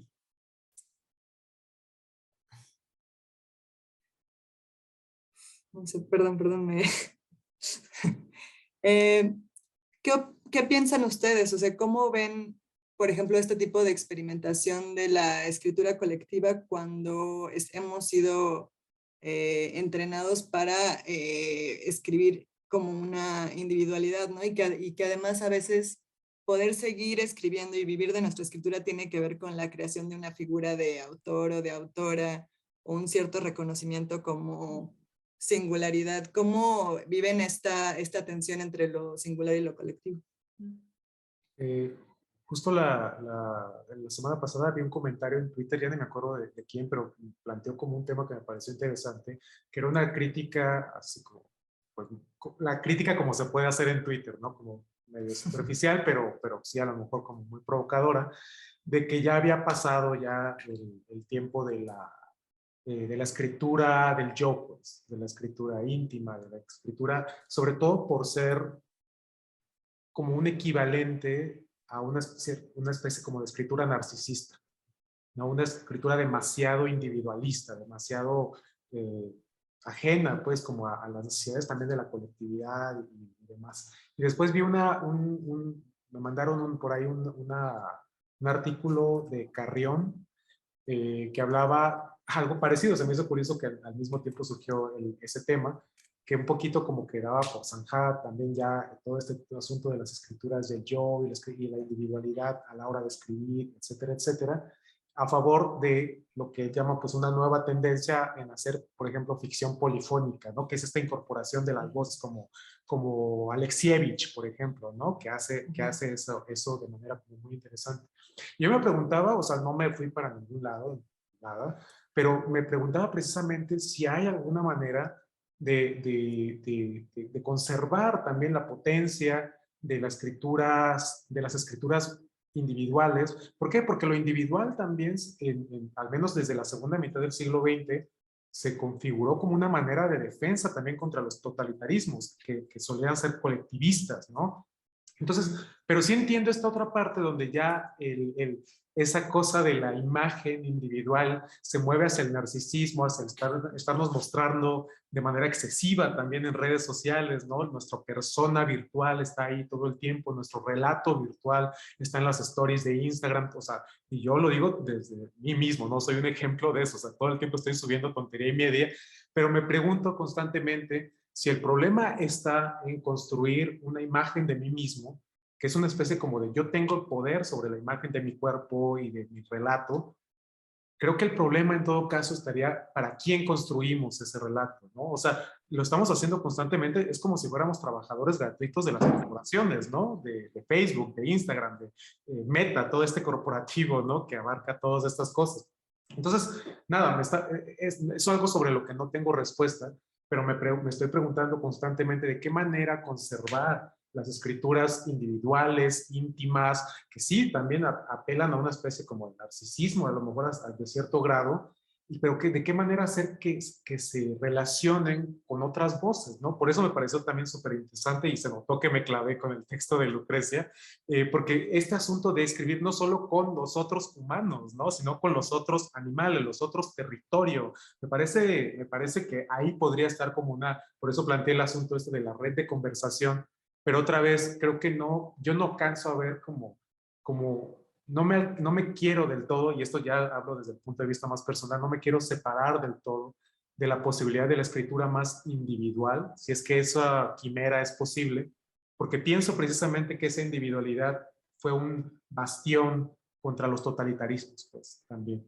¿no? Entonces, pero, por supuesto, esa individualidad colectivizada. No sé exactamente, estoy planteando a lo mejor una contradicción aquí medio extraña, medio compleja, pero me parece que por ahí puede haber también como una solución a muchas formas de la escritura que nos estamos planteando. Y luego ahorita lo que leyó Vivian, pues me hizo recordar también todas estas escrituras fragmentarias, ¿no?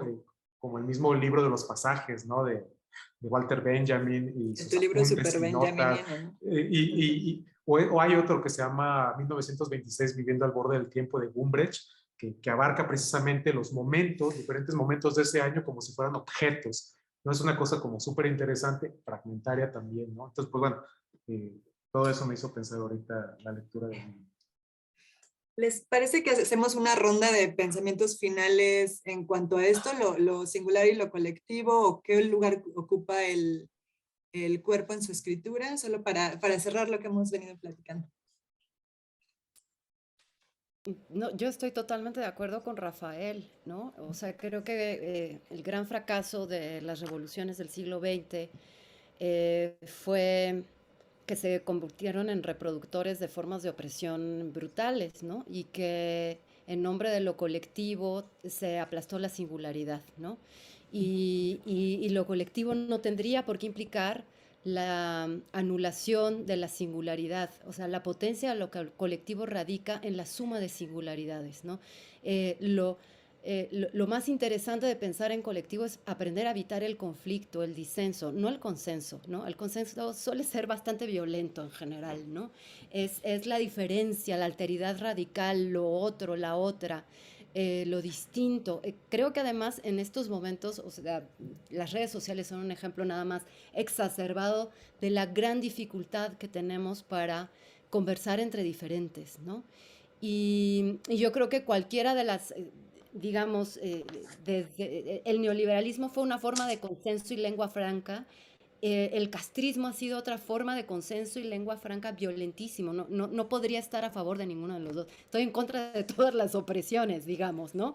Eh, y más bien a favor de la cohabitación de singularidades o la coexistencia de singularidades. Y en ese sentido tampoco creo que la escritura colectiva tenga que ser una nueva preceptiva o la única forma válida de escribir. Hay que escribir como se nos dé la gana, que para eso nos hicimos escritoras y escritorix, ¿no? En realidad. Exacto. Estoy muy de acuerdo con lo de escribir como nos dé la gana, total. Sí. Y pensaba, por pensar esto, lo de lo colectivo y o lo individual, y creo que hay cosas que se escriben desde lugares muy personales y relatadas desde, no sé, pienso todo este texto lindísimo que nos compartía Rafael, donde está tan nombrado todo el cuerpo de su padre, ¿no? Tantas partes del cuerpo de su padre, eso es algo enormemente íntimo y bello, ¿no? También, y creo que es un relato muy, muy personal, pero creo que no sé si por eso absolutamente individual, porque me parece que las imágenes que genera son imágenes que compartimos, que podemos haber vivido, o que nos trae, nos habla mucho, muy, muy cercanamente, ¿no? O sea, con ese nivel de intimidad, creo que a ese nivel de intimidad también se nos mete. Entonces pensaba como esa distinción en cuando algo es personal y no por eso individual, en un sentido que quede en el límite de eso que es una persona escribiendo, ¿no? Entonces me gusta pensar así como en una idea del exceso, ¿no? Y el exceso pensado como está esto que se sale de las formas, ¿no? Y en las formas en las que se escribe, en las formas de quién es quien relata, o en las formas en cómo eso se muestra, sí, sí. Y creo que eso estaba bien presente en todas las cosas que hemos ido compartiendo esta noche, y nada, encantada por eso. Ya por mi parte, agradecida con este encuentro. Gracias, Lucre. Abraham, Sí, pensamientos finales. sí, no, es que yo justamente estaba pensando en esto mismo que estaba diciendo Lucrecia, que yo creo que una vez que uno asume el empeño de contar algo, ya sea más personal o fuera, ya luego ese relato, ese pasaje, esa escena, deja de ser de uno y pasa a ser parte de lo colectivo, y todo de alguna manera uno brinda esa experiencia, ese pasaje, esa escena. Entonces, sí creo que en un sentido en el periodismo ahora hay una tendencia, para llevarlo un poco a mi territorio, hay una tendencia ahora que cada vez tiene mucha más fuerza, que es el trabajo colectivo, las alianzas y tal, porque obviamente eso garantiza en una profesión mucho más pragmática, garantiza logística, trabajos transfronterizos, aliados, que de pronto investigaciones o relatos de personajes, por ejemplo, esto que yo estoy intentando construir. Si yo no hubiera venido a España, alguien acá hubiera podido hacer la reportería, lo hubiera podido entrevistar, hubiera escrito esa parte de la vida en España, de ese cosas de ese tipo que obviamente abren el diapasón y crean los peldaños de una historia mucho más global y mucho más grande. Entonces, al menos en el caso del periodismo, sí, digamos, al menos con el que yo me identifico y que me parece más interesante,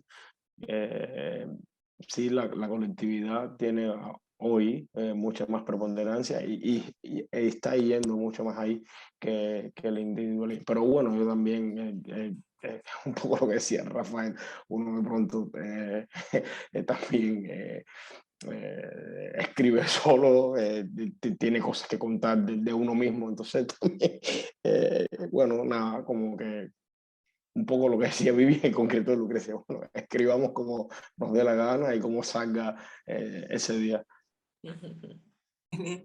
Y también las alianzas en periodismo tienen que ver con seguridad, ¿no? En Sí, muchos obvio. casos.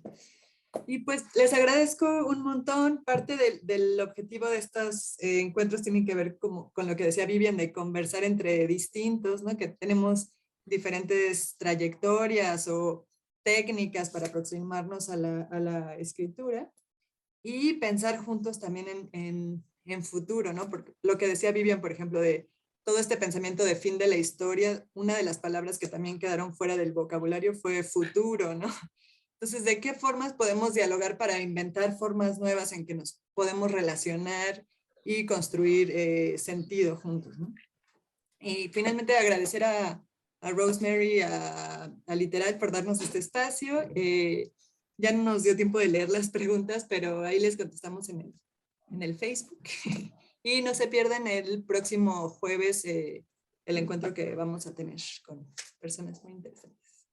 Gracias. Gracias por estar aquí. Les mando un gran Chao. abrazo. Chao, chao, gracias a todos. Chao. Gracias a todos, es un gusto.